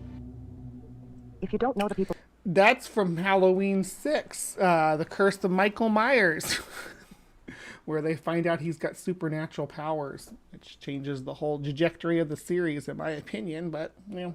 Very well. Don't go into their homes. Most people enjoy having trick-or-treaters come to their doors. But there are a few people who will do things to hurt kids. The man known as the Halloween Killer could soon be set free, and there may be no way to stop it. Gerald Turner hits his mandatory release date in just 22 days. Other than registering as a sex offender, Turner... So the idea of there being, like, actual people putting poison in candy and stuff like that, that's largely been debunked. There's people that have tried to off kids in their own family and with the idea that it was from somebody else. And I just wanted to correct something because I did say something incorrect about the balefires. The balefires themselves, the word bale is the same. It means like bale of hay. So it's just like a bonfire.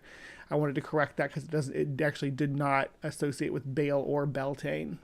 Besides that on Beltane, they do burn balefires. They also burn balefires on the other Sabbats throughout the year. So, you know. Would have no extended supervision and no parole or probation. Julia Fellow spoke to the distraught family of the girl he murdered on Halloween 44 years ago. That doesn't mean he's like a Michael Myers Halloween killer, though. He killed somebody on Halloween. Statistically speaking, people have, multiple people have probably been murdered on Halloween. But does Halloween have a higher murder rate than any other day of the year? I don't know. Let's take a look at another book entitled Celtic Myths and Beliefs. Quote, the Feast of Samhain was above all the most important date in the Celtic calendar. The Celts believed that the duration of the festival was a special and mystical time, an interstice between two distinct temporal periods during which the normal order of the universe is suspended and the barriers between the natural and... So, there are 17% more crimes-related claims on Halloween. So, there is more crime. I don't know about murder, but there's a lot of mischief, for sure. Supernatural worlds are removed. All the gods and the dead move freely among the living, sometimes interfering with their affairs, end quote. Now, we just learned that ancient Celtic people considered Samhain to be, quote, above all, the most important date on the Celtic calendar. But what about in modern times? Isn't Halloween just about having fun now? Nobody does those evil things anymore, right? Wrong. What if I told you that modern-day Satanists still consider Halloween to be the most important date on the calendar?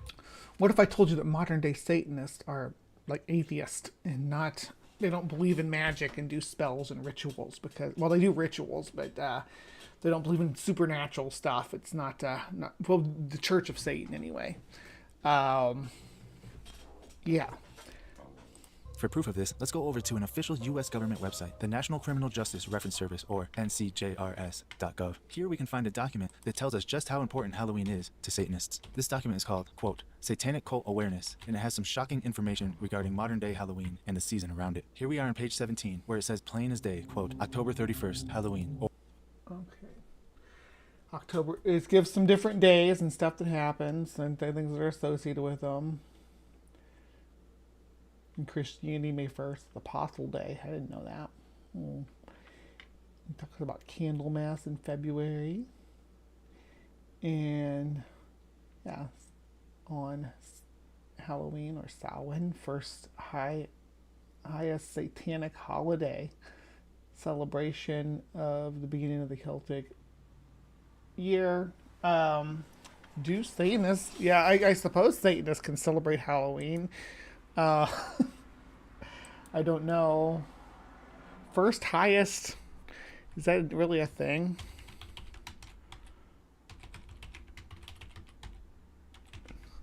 First highest satanic holiday.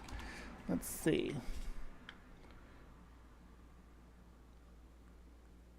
The Satanic Holidays. Holidays of the Satanic Temple.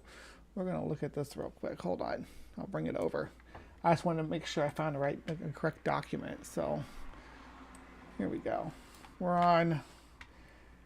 This is the Satanic Temple. So looking at their holidays, they got Lupercala, Hexennacht, Unveiling Day, Halloween. Halloween, there we go. Holiday to celebrate indulgence and embrace darkness and its aesthetic. So the aesthetic of Halloween. Okay, yeah, we all love that. Halloween is consistently described as evil, demonic, and satanic by those steeped in religious dogma. Costumes, candy, and facing fears are to be embraced. Yep, and then Sol Invictus is on Christmas Day. All right, there we go. Or Samhain, the first highest satanic holiday, celebration of the beginning of the Celtic year, end quote. The first highest satanic holiday. What does that even mean? Well, we can find the answer to that on page 26 of this document. Quote, All Hallows Eve, Samhain, Halloween, Sabbat Festival, announcing onset of two most important Sabbats. Attempts are made to break the bond holding closed doors to the underworld. And next to the... See, I don't know if that's the Sabbats are more of a witch thing, more of a neo-pagan thing than a satanic thing. But the... What they call in those days Sabbats? They just called them blessed holidays. They didn't call them Sabbats.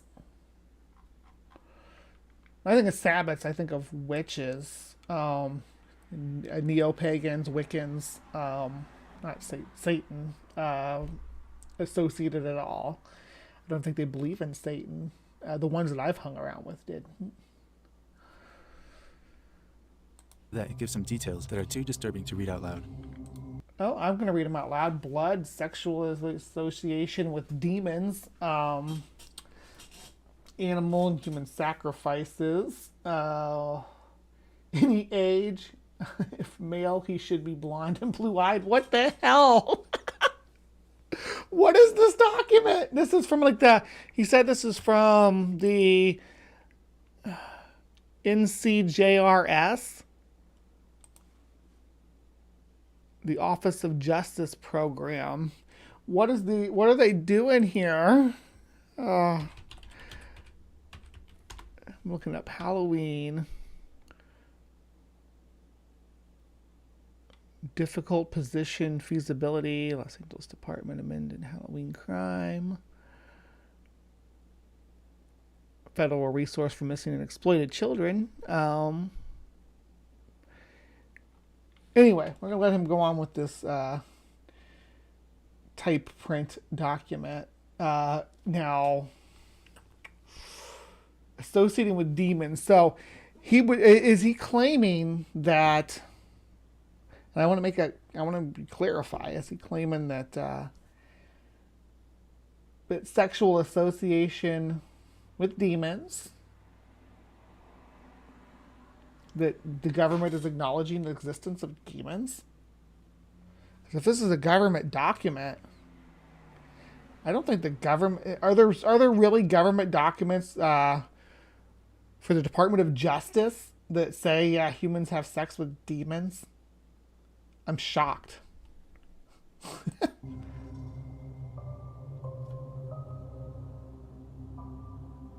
But what if all of these missing children on Halloween, what if they're all connected? A lot of nutcases come out on Halloween. That's why they fear, especially on Halloween. There's not I don't know, is there a lot of missing children on Halloween? Got a lot of kids out roaming the streets, so it doesn't surprise me that that there would be a lot of Amber Alerts on Halloween. If you go trick-or-treating with your kids, keep them close. If you go trick-or-treating yourself, then, but obviously the things like they said earlier in this video are fine. Don't go into people's houses, right? Don't accept opened or unpackaged candies and things like that. Sure, but no one, as far as the records show, I don't show that anybody's doing any blood sacrifices for Halloween. I welcome to be proven wrong. But yeah, the Halloween killer guy he killed a girl on Halloween. That wasn't like part of a satanic ritual or anything. Strange thing is, most of us have no idea what we are celebrating and why we do the things we do on Halloween night. No, I really Is don't. that Marge Simpson? I think I saw Marge Simpson. Yeah. Yeah, I don't know, to be honest with you, why it started. It's just a different riot. I don't know, honestly, I don't. But I just know that Halloween is a good time for everybody to get out, get in the costume, relax, and have a good time. That's all that matters. No, it came from where the vampire's from Transylvania. Halloween began. Came from Ireland, though. We think. In the middle of Asia, like almost everything begins, well, sometimes it's closest, with a festival which celebrates the equinox, celebrates the end of the summer and the gathering period, the beginning of real winter. When this happens, you've got to do something about it. It's a dramatic moment, so you've got to do something. So you have a fire. The first thing you do is you have a fire, because this celebrates the burning of the old and the coming again of the sun eventually. And you have a dance, because a dance expresses the movement of the earth, the movement of the seasons, the way things move and shift and change. It's an active thing. I don't know about satanic, but that party looks lit. I wish I was there.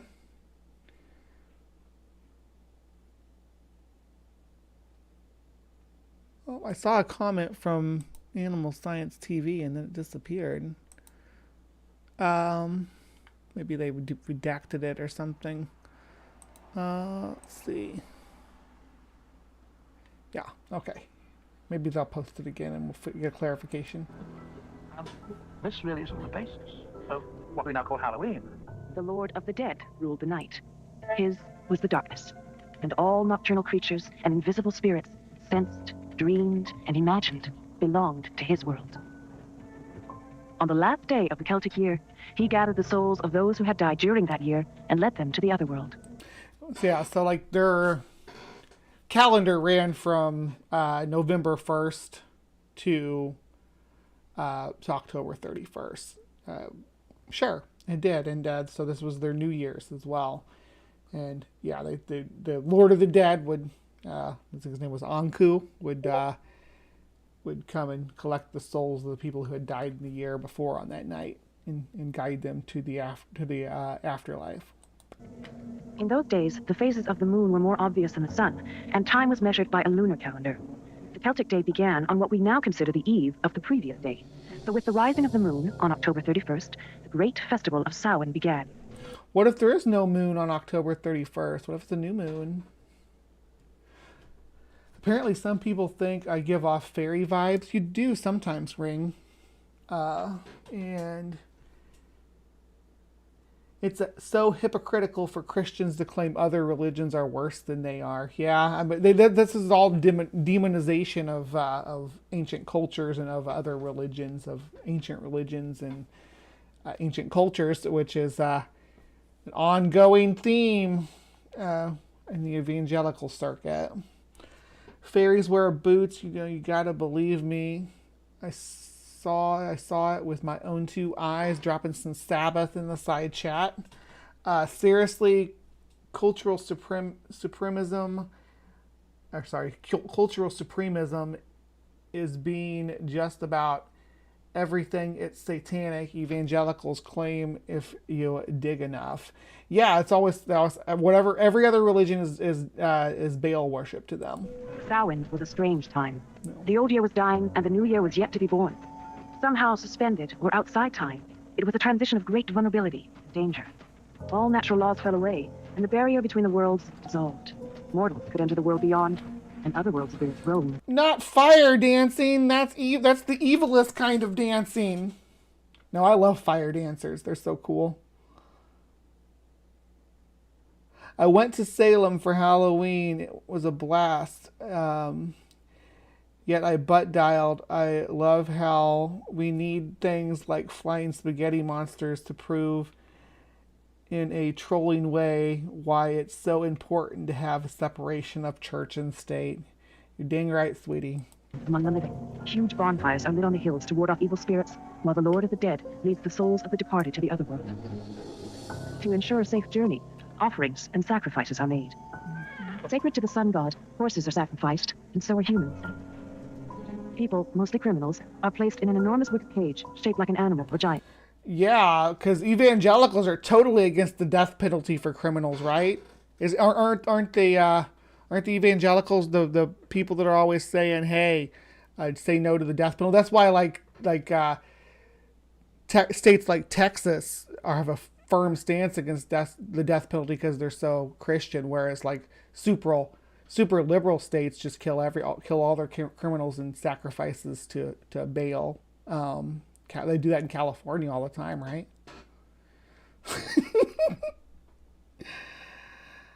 Here in the Philippines actually nail their hands to cross to celebrate Easter. That's close to blood sacrifice. Holy crap, they put actual nails through their hands? Ah! The druid set fire to the cage, and the people burned to death. Purified by fire, the souls of the sacrificed make a pleasing gift to the Lord of the Dead. Each family then takes fire from the druid's sacred blaze back to the village to rekindle their hearts. So, just real quick, I want to say that the nail through the palm doesn't actually pan out. The nail has to go through the wrist in order to be able to support the body, right? So, people have stigmatas on their palms, or have them in the wrong place. The nail wouldn't be able to hold your body there. It would rip your hand, probably between your fingers. It'd rip his hand on both sides. He would just, it'd be gross, but that's what would happen if you tried to nail him like that. Do you know why we wear costumes on Halloween? The Halloween custom of dressing up in costume and baking candy, nuts, and apples goes back to the pagan New Year feast. That night. Wait, Maya, you mean executing criminals is prominent in Texas? Well, who would have thunk? Yeah. The ghosts, thronging about the houses of the living, were invited to join an enormous banquet. When the feast was over, villagers wearing masks and dressed as the souls of the dead paraded to the outskirts of town, leading the ghosts away. The trick part of how... Yeah, gullibility is a problem in modern days, Ryan. Yeah, they don't do it to the wrist. I think if they did it to the wrist, it would kill them. Custom comes from the many years when the night before Halloween was known as Mischief Night.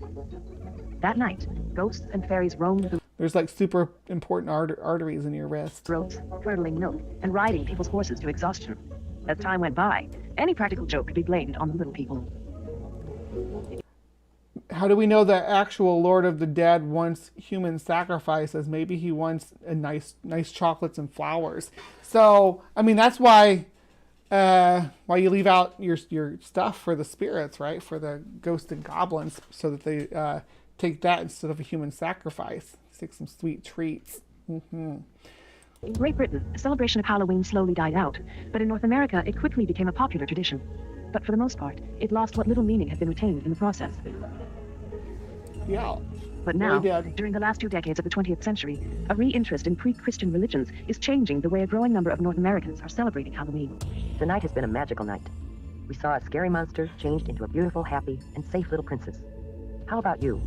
Will you follow the lead of the little princess and have a safe and super Halloween this year?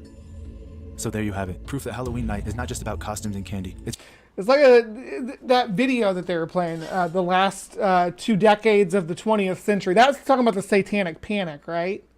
That's what it's referring to. The Satanic Panic wasn't real. It wasn't a real thing. That like it wasn't. There weren't actually these sacrifices going on, and that Halloween wasn't. They weren't slaughtering children. It's just a silly misconception. But this was End Time Productions. We've covered them before. They have a lot of channels on woo and stuff, but it's all from a Christian point of view. Like, they live in the spirit realm. Has this look at Biden eating with demons. Fallen angels appearing worldwide. I was talking about UFOs. They tried to end his life. In time, most people don't realize what's happening worldwide, talking about like human sacrifices and stuff. They're a pretty icky channel too, because they have some like bad colonist takes on anthropology too. So, brown people couldn't build their own pyramids and all that stuff. So anyway, that was that was some Creation Watch. That was Halloween put on trial by End Time Productions.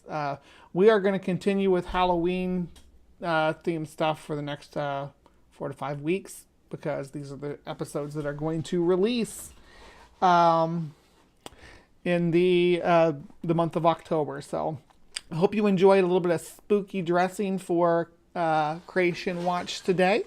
And yeah, please remember to do all the like, subscribe, and all that stuff down below.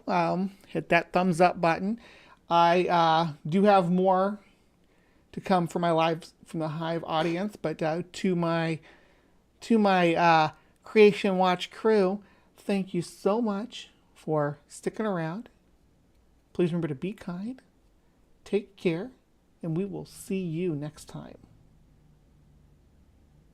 All right, live from the Hive audience. Again, I can't stress enough, don't go anywhere, because we got more show to come. More show to come. We actually got 2 more segments, and one of them is another video. So please stick around, and this we're going to start with some strange science. So I'll see you over there in just a bit.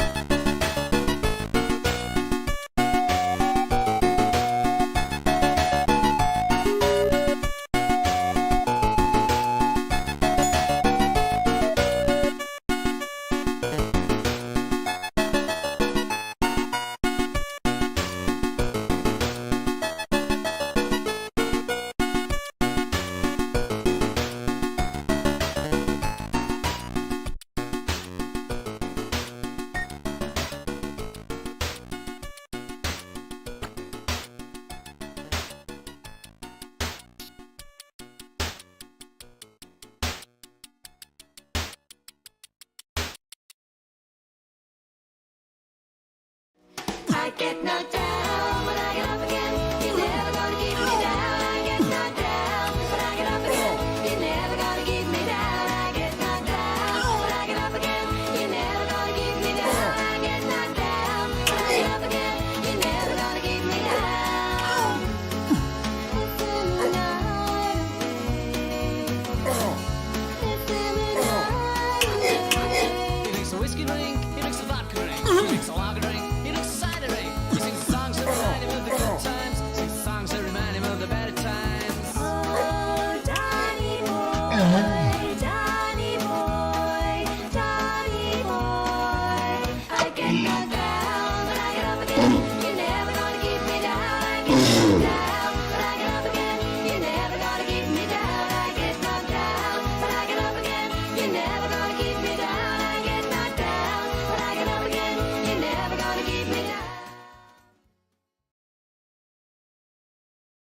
Hello, my beauties and bees. Thank you so much for joining me today in Strange Science, because we have a cool topic that came out years ago and was always on the back burner to talk about, but I never did. And now I'm actually in a place where just came up on a conversation that I had live. So, and we talked about it, and I wanted to do a little piece on it. This will be a short section, and then I got a video that we're going to cover with some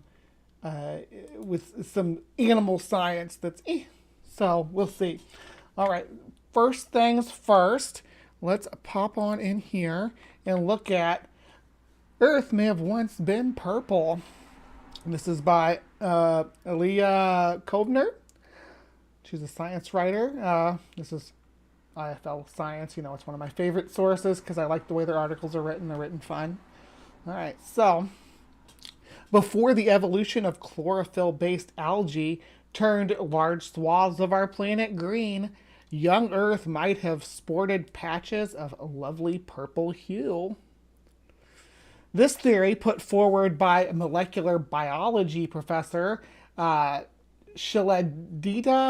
Dasarma, I'm going to butcher that name, and I'm so sorry, and astrobiologist Edward Schwaderman, is based on observations that nearly all forms of life, back to the most ancient single-celled organisms, produce a pigment that can drive a light-to-energy reaction using photons in the yellow to green spectrum, making it appear purple when light in the blue and red wavelengths are bounced back.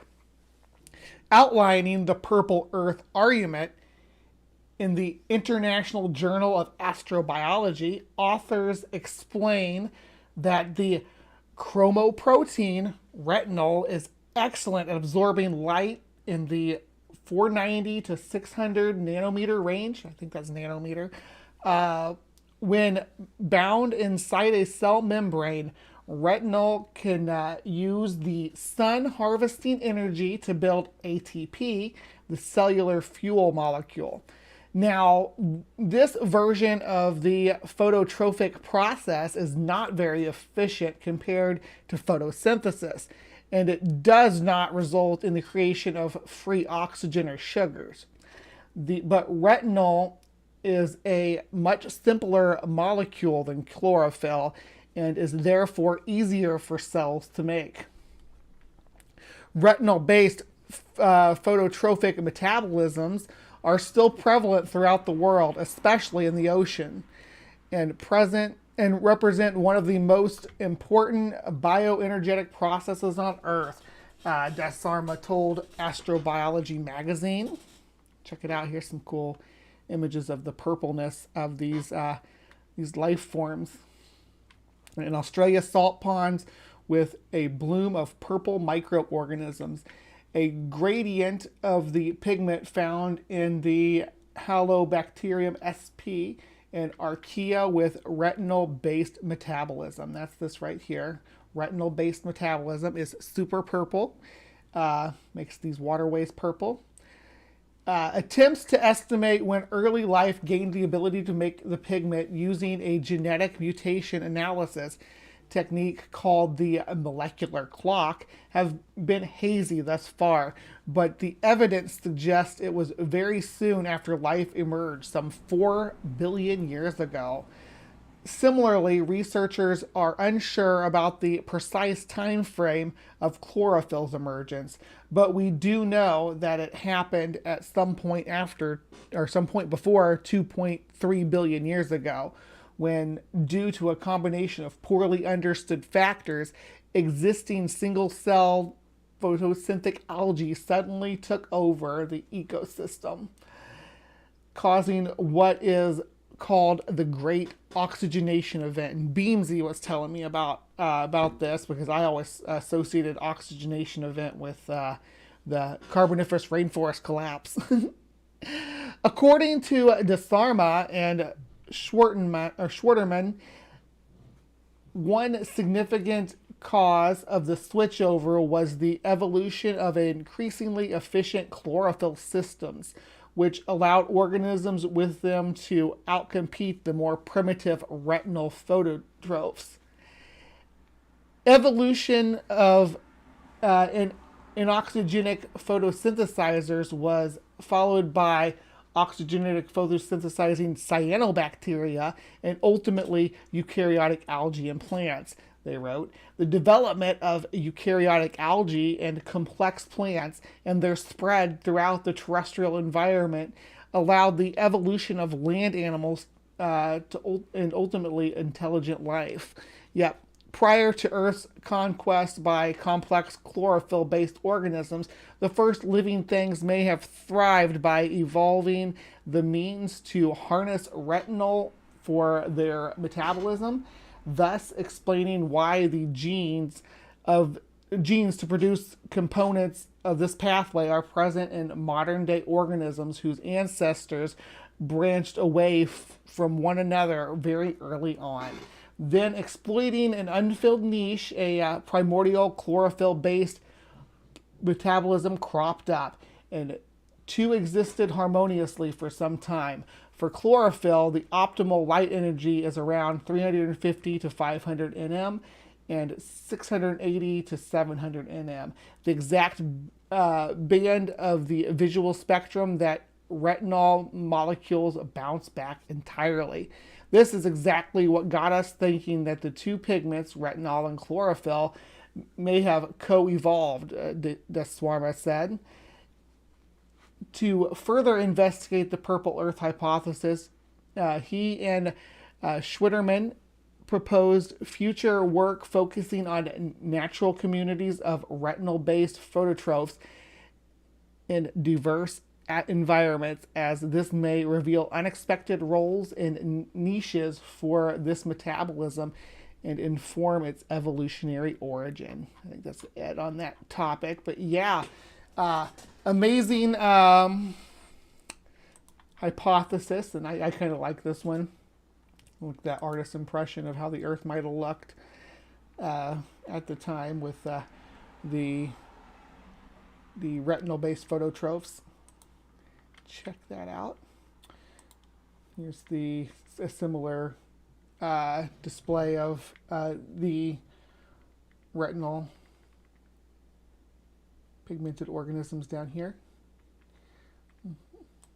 And there's a lake in Australia, the pink lake on Middle Island, Western Australia. There's a whole bunch of these lakes in Australia that have these organisms in them. But yep, that's I just had this up for those pictures. But so that was that. That's our strange science for the day. Thank you so much for sticking with me and hanging out. And please remember to be kind, take care, and we will see you next time. All right, don't go anywhere, Hive. Don't go anywhere, my life, from the Hive Beauties and Bees, because we got one more thing that we're gonna bust into. And I think it's going to be a fun one. So let me take a drink and we'll get started on that.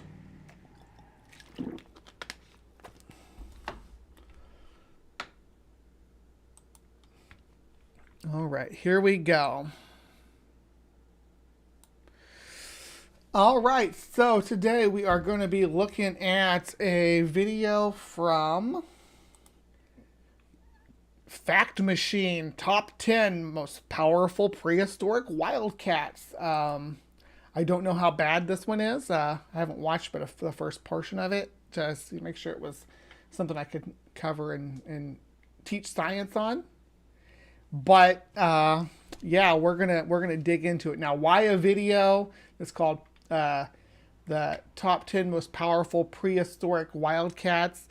Opens with a picture of a 18th or 19th century depiction of a caveman slaughtering a maybe a reindeer. Yeah, I don't know why it opens with that, but let's go. Before man became a hunter and made his way to the top of the food chain, the Felidae, or cats, were the most successful, powerful predators in most of the world. Even today, big cat. I always say felidae, but felidae I guess is okay. I'm not gonna put too much pressure on that. Such as tigers, lions, jaguars, and leopards draw admiration and fear. But some of their extinct relatives dwarf these magnificent beasts. In this video, we'll be looking at 10 of prehistory's largest, mightiest cats, some of which were seen by humans only a few thousand years ago. Before we begin, make sure you hit the like button, subscribe to our channel, and click the notification bell for more amazing videos. With that being said, let's begin. Number 10. Giant cheetah.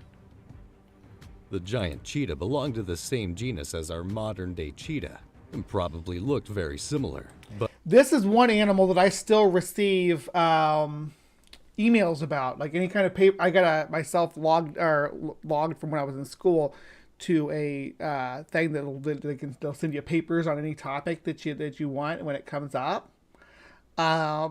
So I actually have get emails regularly about updates on the Acinonyx. So I know a bit about it. I know the most recent up-to-date information. But it was much bigger. At around 120 to 150 kilograms, or 265 to 331 pounds. It was as large as an African lioness, and was able to 131 pounds and 50 kilograms, or 265 to 331 pounds. It was as large as an African lioness. That's way bigger. Okay, so I mean, you don't have to dig for this information. The wiki's up to date because whoever's maintaining the wiki also gets the same emails I do. 132 to 267 is the weight. So it does overlap obviously with modern cheetahs. Yeah, it does absolutely. But they're gonna make some claims about, and was able to take on larger prey than its delicate modern-day counterpart. The definitely giant cheetah true. was also adapted to fast running, but there's some debate on whether it could run as fast as the modern cheetah due to its heavier. Probably not, because it was preying on slower organisms. The modern cheetahs prey have a specialized niche for really fast antelope. They'll eat other things too, but they're evolved. They've evolved preying on specifically really fast antelope. And that's why they're so fast. The giant cheetahs was thought to specialize. I think the wildebeest. Let me see. I got it pulled up here. Maybe I didn't. Hold on. Silence sucks, but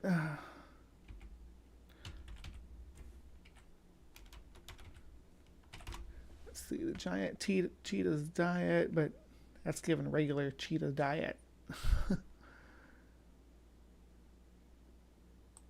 Here we go.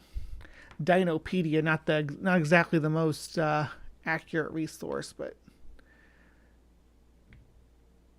it was carnivorous from Reeves, small muntjacs, to ibex and bighorn sheep. Oh, is this the American cheetah?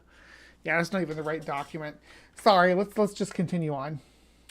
Weight, which according to some, probably made it somewhat slower. Others, however, have suggested that the giant cheetah have longer legs and a bigger heart and lungs, could probably run as fast or even faster than the cheetah does today. I don't doubt that they could run fast. A lot of animals approach the speed of a cheetah. A lot of big cats are just fast. They're just fast animals. And the giant cheetah, even being a giant cheetah, was still built like a runner. It was still built like a cursorial ambush predator for grassland ambush predator, savanna ambush predator. Yeah. That's over 115 kilometers per hour, or 72 miles an hour. The giant cheetah lived in Europe and Asia during the Pliocene and the Pleistocene epochs. It went extinct during the last ice age. Number 9. Xenosmilus. Xenosmilus is a relative of Smilodon, but instead of having long, blade-like fangs, it had shorter and thicker teeth. All of its teeth had serrated edges to cut through flesh and were more like the teeth of a shark more carnivorous dinosaur than the teeth of modern-day cats. I don't agree with that. I mean, their teeth are unique. That's what the Xeno means strange. It means strange smilodon or strange saber-toothed cat. Is what the name means. Xenosmilus.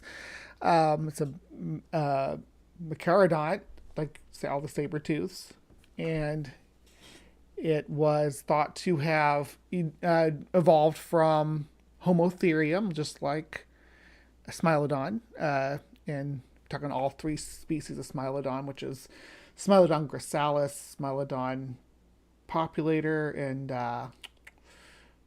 what's the third one? Imperator? No, Smilodon. That's going to bug me. Anyway, well, we're not talking about Smilodon anyway. We're talking about Xenosmilus here. Actually, I do have Smilodon pulled up here somewhere because I know it's on the list. All right, how many species of Smilodon? There's 3 species. Yeah, Gracsalis fatalis, not Imperator. Fatalis, and then Populator. There we go. Xenosmilus didn't strangle its prey, as cats do today. It only had to bite off a huge chunk of flesh from its victim and wait until it bled to death. This was a feeding process used by, or feeding method used by most Macarodontids because they had those, the front of their fangs. People, you look at saber-tooth, they're not stabbing tools, they're slicing tools. So they slice. With their big arms that they grapple around and hold the neck, and then they slice upward with those long fangs. That's how they killed. That is the method. It was definitely a lot bloodier than the way modern cats do it. Definitely more bloody. Xenosmilus's kill was much bloodier and messier than that of any big cat you might see at the zoo. Xenosmilus was a very big cat by today's standards, at 180 to 230 kilograms, or 397 to 507 pounds. It was as big as most adult lions and tigers, and was much more robust, with shorter, stronger limbs, and a very powerful neck. The remains of this... I actually don't have the measurements on Xenosmilus here. I thought I hovered over here and like read the ones they cover, but they don't list it. It's just they just have it lumped under giant cheetah here, so I didn't even know that they were having this. I haven't watched this all the way through. I just pulled up some information on all the species down here so we could talk about it. But yeah, the serration on the Xenosmilus's teeth is the key feature, and I think what they want to punctuate here. And I'm in total agreement that that's some badass weaponry, and it's going to cause some bloody wounds. Definitely a powerful prehistoric wildcat. Cat had been found in Florida, along with those of giant prehistoric peccaries, which were seemingly its favorite meal. It lived during the Pleistocene period, but no one knows exactly when it went extinct. Whether it encountered humans or not is anyone's guess. Number 8. Giant jaguar. Jaguars today are rather smallish cats if compared to lions or tigers. Just real quick before we move on from Xenosmilus, I want to specify that it's from Florida, because I think that's important to know that this is the Florida man of the ancient wildcat of North America, because you had the rest of them like saber-tooths and then American lions and stuff like that. And then you had this Xenosmilus, which was this weirdo holdover with a Homotherium like ecology that lived in Florida, maybe a little bit isolated like it is today, because Florida still has its own unique wildcat. The Florida panthers still thriving, as well as the Florida black bear, that are unique and indigenous to, or endemic, I mean to say, to that region. So think of it like an ancient endemic wildcat. Now on to the giant jaguar. They usually average 60 to 100 kilograms, or 132 to 220 pounds. And the largest males, recorded from South America, were around 150 kilograms, or 330 pounds, about the size of an African lioness. In prehistoric times, however, Both North and South America were home to gigantic jaguars, belonging to the same species as modern-day jags, but much bigger. They were much bigger. They definitely scaled up. They were just like the American lion and the cave lion were scaled up. Panthera leo. Well, it's questionable about the American lion. The cave lion's definitely. I believe it's been mitochondrial DNA tested and shown that it is Panthera leo for sure. American lion, we don't think we had that type of knowledge yet. But the giant jaguar, Panthera onca augusta, is definitely a jaguar. So these giant jaguars also had longer limbs and tails than jaguars living today. Scientists believe that jaguars used to be open plain denizens, but that competition with American lions and other big cats forced them to adapt to more forested environments where they jaguars lived in a niche like lions for a long time during the Pleistocene, right? In North America and South America. But then they were modern cats. They were before the Beringia brought lions and like American lions over. They were kind of the kings of North America, right? And then all of a sudden the American lion shows up, and they are absolutely massive and push the jaguar back into this leopard niche in North America, and then they slowly died out as the I think it was the younger dryas and some things dealing with that really led to their extinction. I don't know specifically. They go along with the rest of the megafauna of North America disappearing around 11,000 years ago. We don't have a full understanding of why this happened, but we do understand that it did happen. Developed their modern short-legged appearance. Number 7, cave lion. Woo! I love cave lions. The cave lion was a subspecies of the Panthera leo.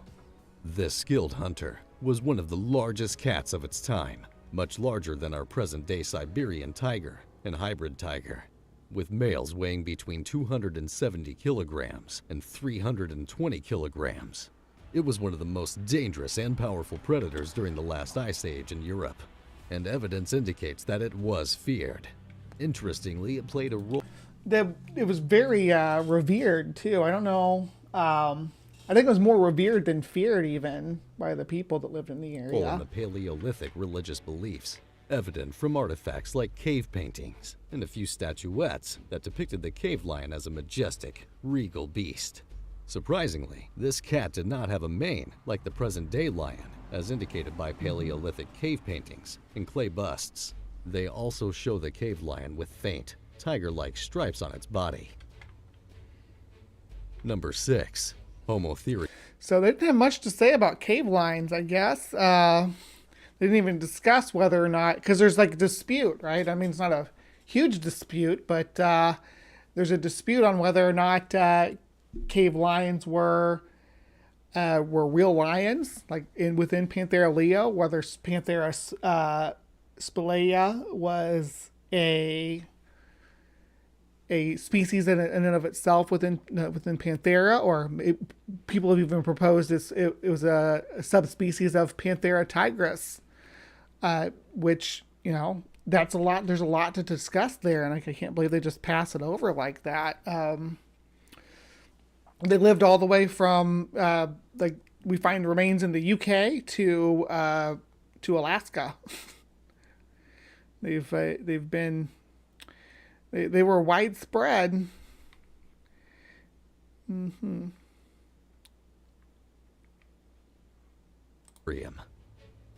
Homotherium was one of the most successful felines in prehistoric times, found in North and South America, as well as Europe, Asia, and Africa.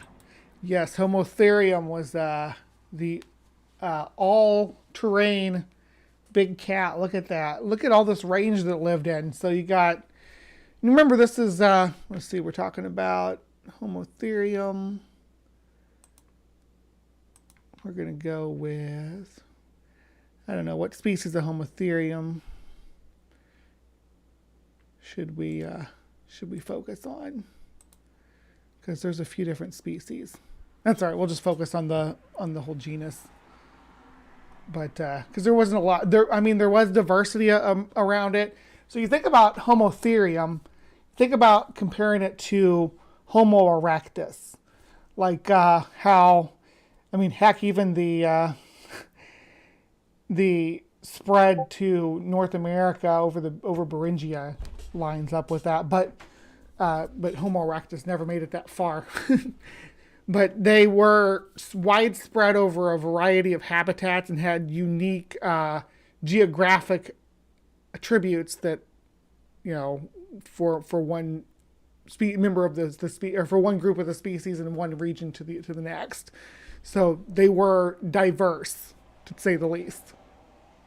This cat could adapt to a variety of habitats. This pack-hunting cat adjusted to fast running and active hunting mostly during days.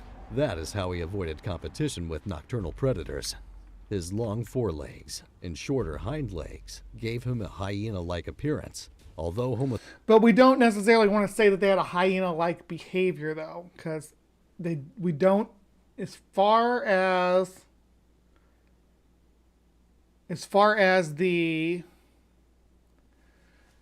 hyenas go, they're pack-living, cursorial pursuit predators, where we're pretty sure Homotherium was a ambush predator and likely solitary. Potentially it could have lived in small family groups, but we generally tend to restore its ecology as a solitary predator, filling a niche similar to jaguars and tigers.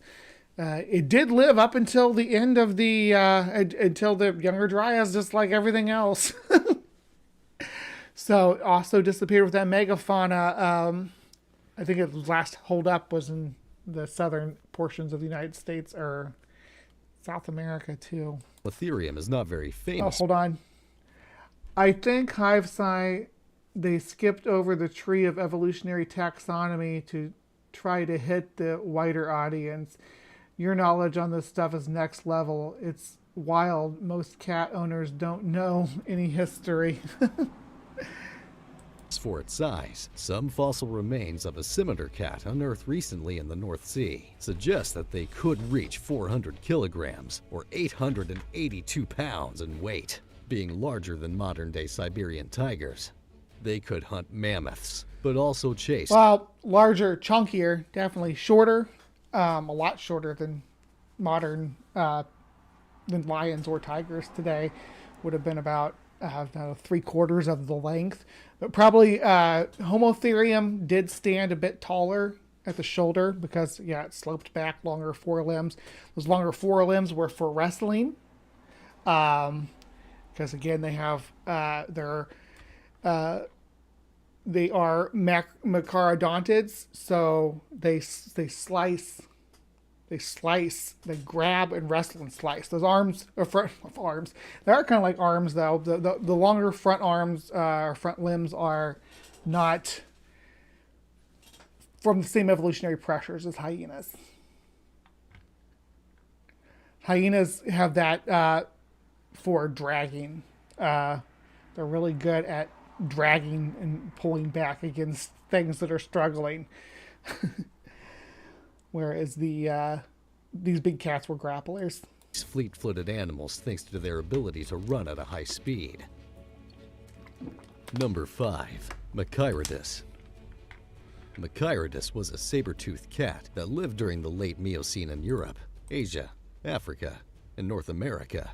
According to skeletal and life reconstructions, Machirodus coloradensis was about 1.2 meters, or 3 feet and 11.25 inches at the shoulder, and 200 centimeters, or 6 feet and 6.74 inches in length. If accurate, this would make Machirodus one of the largest phalids. It was about a lion-sized cat, but was more robust and had more muscle mass. And there's not a lot on this one, unfortunately. I wish there was. There's a bit more on Machirodus, but that's within the genus. I know it's not in the genus, it's in the tribe. Here, let me see if we can get my Cardus. Okay, so yes, refers to it as a wastebasket or because a lot of the organisms were moved to the genus Megatherium, Homotherium. It's also lumped together with Nimravids, which were another group of early Macarodontids. So, dang, my throat's getting scratchy already. Sorry about clearing my throat in your ears, peeps. Machirodus was probably hunting as an ambush predator. Its legs were too short to sustain a long chase, so it most likely was a good jumper and used its canines to cut open the throat of its prey. Its skull was noticeably narrow compared with the skulls of modern pantherine big cats. The canines Yeah, because it was like this.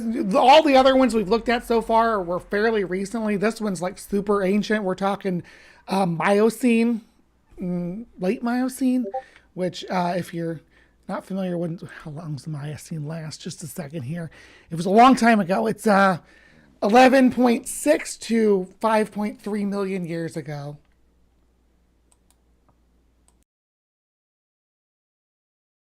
were long, thin, and flattened from side to side, but broad from front to back, like the blade of a knife. Yeah. Number 4, Okay. Nandong tiger. The Nandong tiger is an extinct subspecies of tigers that lived in what is now the Sundaland region of Indonesia in the Pleistocene. I love the Nandong tiger. When I was active on the animal versus animal debate boards, this was the pantherine trump card for everything. They thought that the Nandong tiger could take everything down. They thought it was going to be able to take down a Dilophosaurus and Deinonychus, and I'm not saying it couldn't take down a Deinonychus. I'm open to that suggestion. But hey, back, good to see you this afternoon. It's afternoon for me now. And I'm hydrating Bugbot. Get off my back. Oh. The extinction must have to do with having a limited range.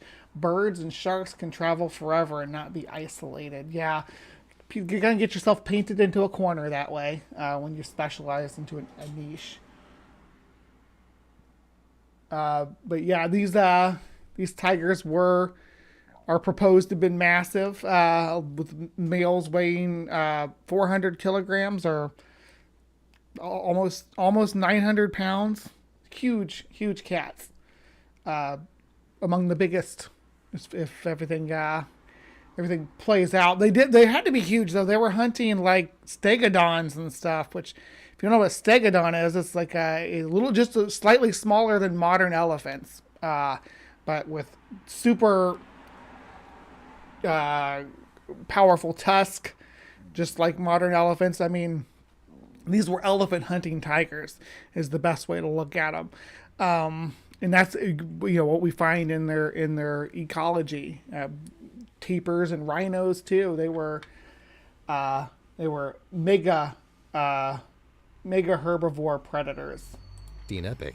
The few remains of the Nandong tiger suggest that it would have been about the size of a modern Bengal tiger. However, other specimens suggest that it was larger than any modern tiger, although Raoul Valvert later estimated the head-body length to be between 172 and 233 centimeters, or 5.64 and 7.64 feet, while the total length was estimated to be 258 to 350 centimeters, or 8.46 to 11.48 feet, both taken in a straight line. The minimum weight for females was estimated at 143 kilograms. So is this the Shirani paper? Okay, so I think he's going off the Shirani paper. I got it. I got that here. But I do want to note that it's not peer reviewed. So this is just some calculations in order to get the estimates on body mass for felids. There's a formula to it. I used to have this bookmarked. Wayback Machine. I had to find it. This is from 2018. But here's the formula that they use to scale big cats for body mass estimates.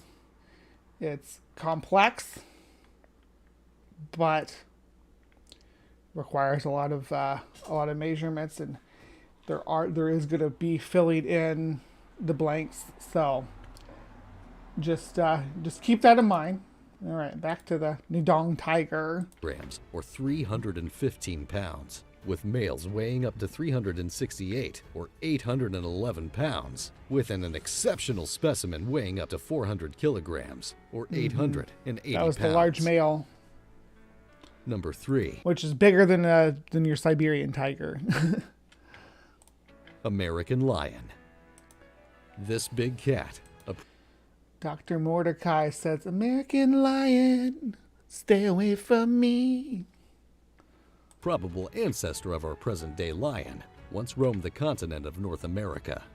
This predator was huge, more than 4/3 the size of any modern lion. So calling it the ancestor of modern lions, though, I don't agree with that at all. I think that that's a mischaracterization of the species. I don't think that this particular species evolved into modern lions. I don't think the evidence is there for that.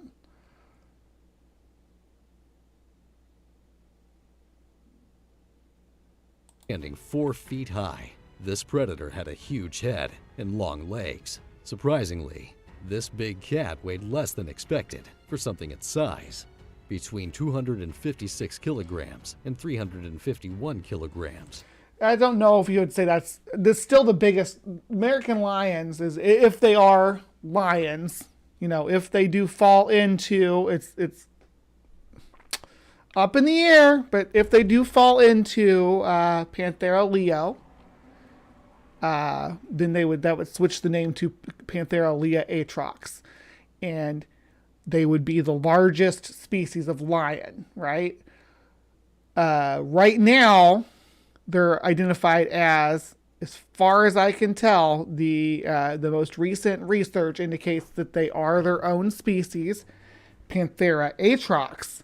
And Panthera atrox is not the largest species of big cat, of pantherine, because obviously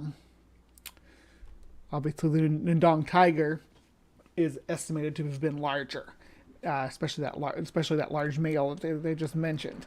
Now, lions, these guys, even in weight, they're about about a quarter bigger in weight because of square cube law, right? They get pretty beefy, and 774 pounds is absolutely enormous for a lion.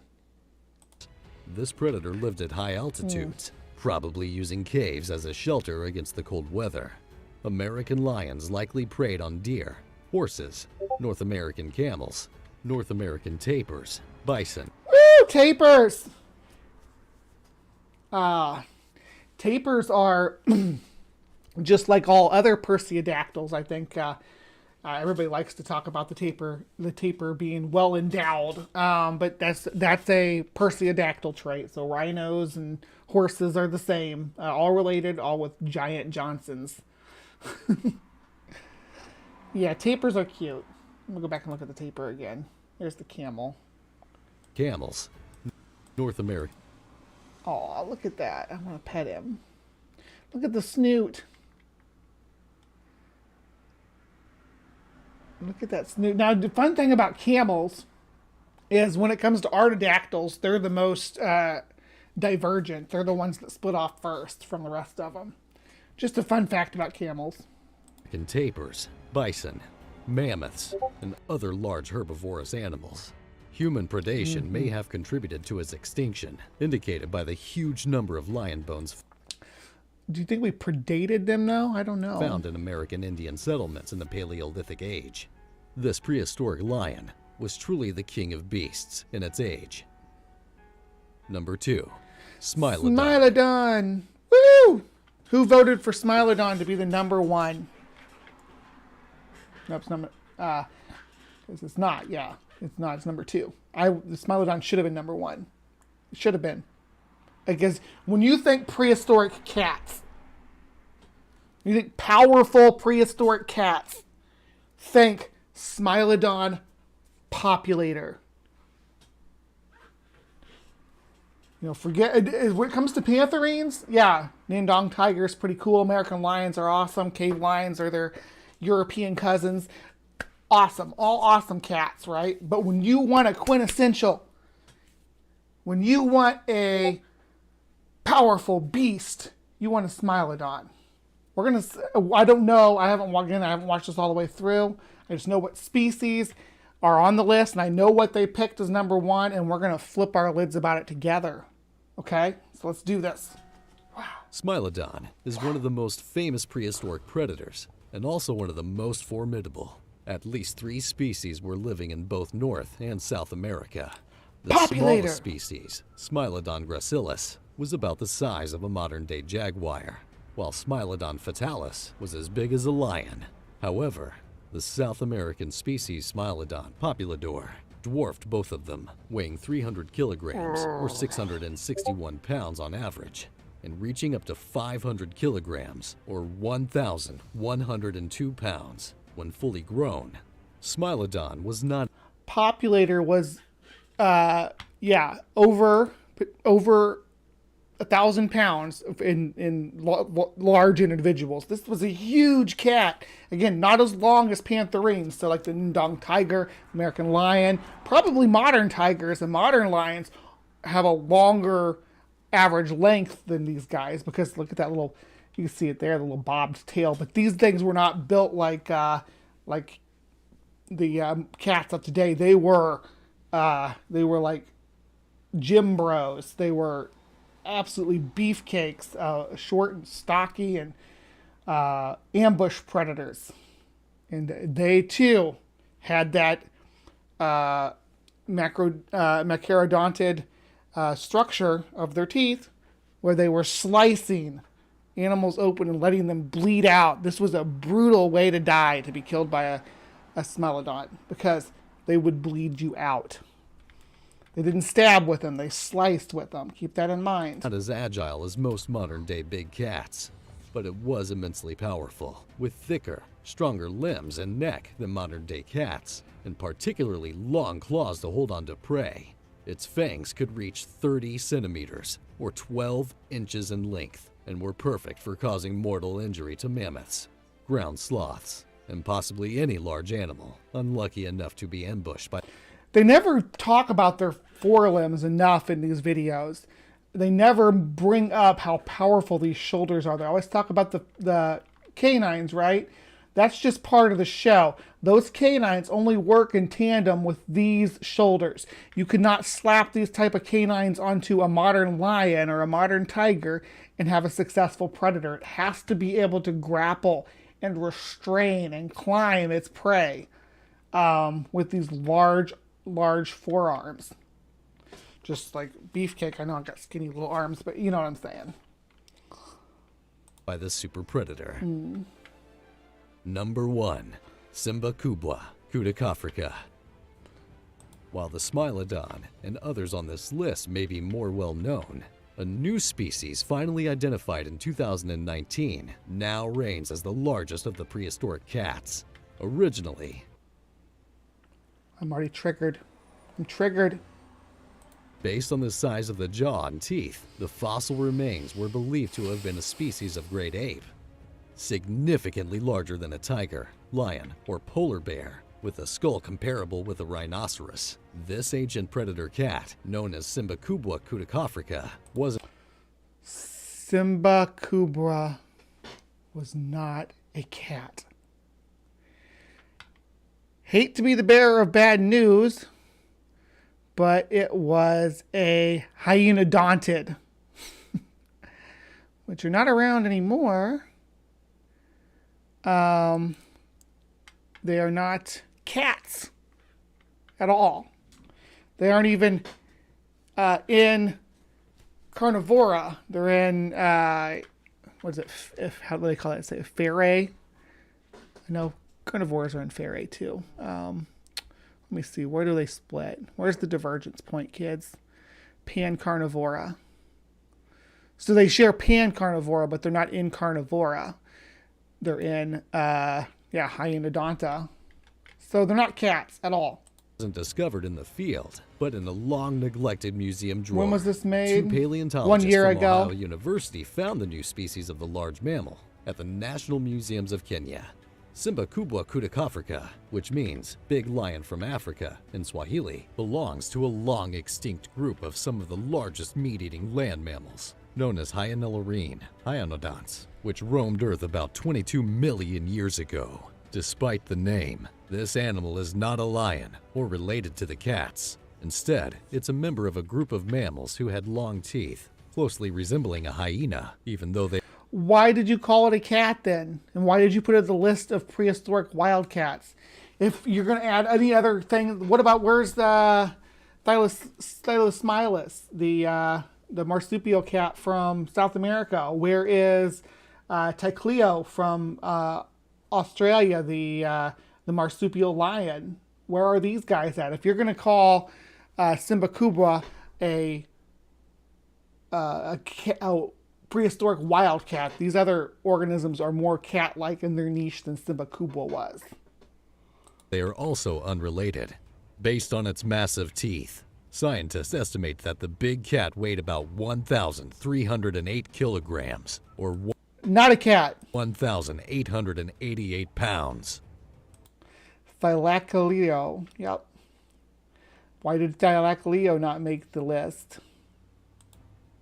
That's all for today. If you enjoyed this video, don't forget to like, subscribe. All right, so that was their list, right? And I agree with most of it. I would reorder some things around, but there's some cats that weren't on here that I think could have filled out the list instead of adding a non-cat to the list. Okay, and I'm gonna present you guys with my runners up here.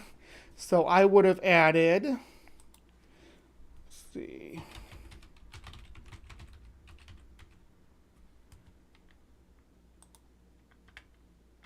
I would have added this fella, the Maracyonyx, which is the American cheetah. It wasn't actually a cheetah, but it's a genus of its own within Felinae. Or Felinae, yeah, sorry, I don't know why I struggled to say that.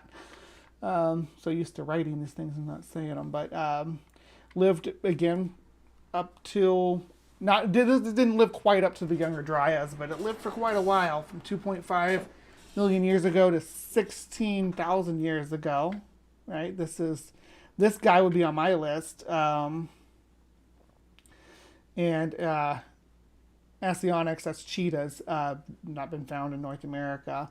So as far as the taxonomy of it, we think its closest relatives are modern cougars, pumas. Puma, if you don't know, includes pecan color.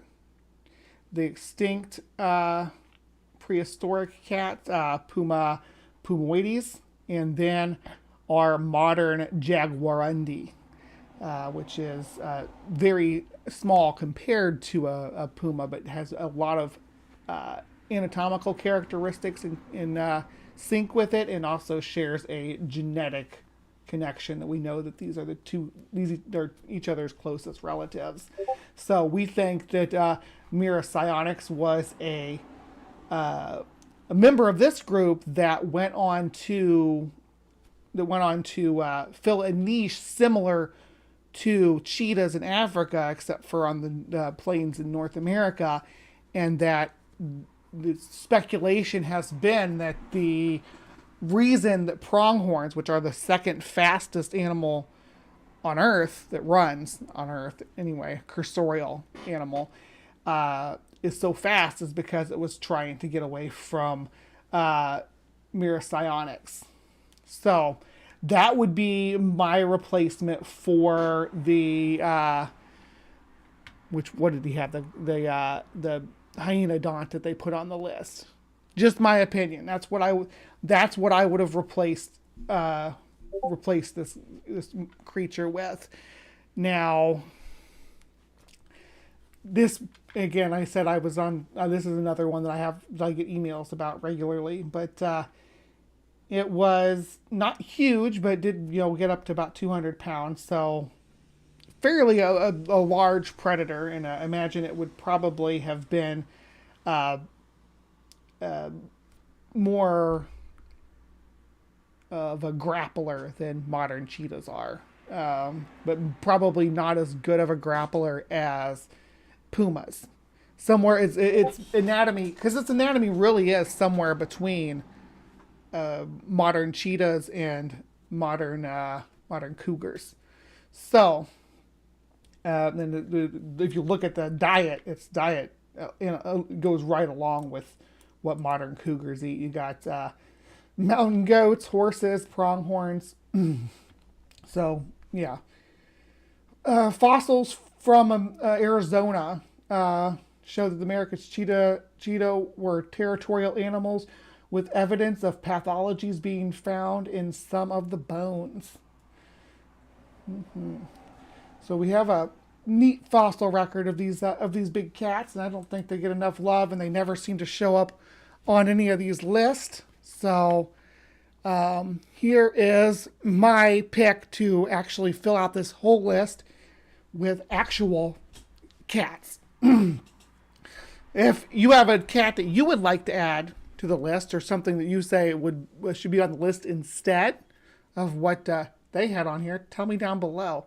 Break it down for me. I love talking about big cats. They're some of my favorite animals, and I'm happy you all stick around with me to listen to me go off about them, because it's always a good time to dive into one of these little science videos and see of top 10s and all that, and see what they have to say.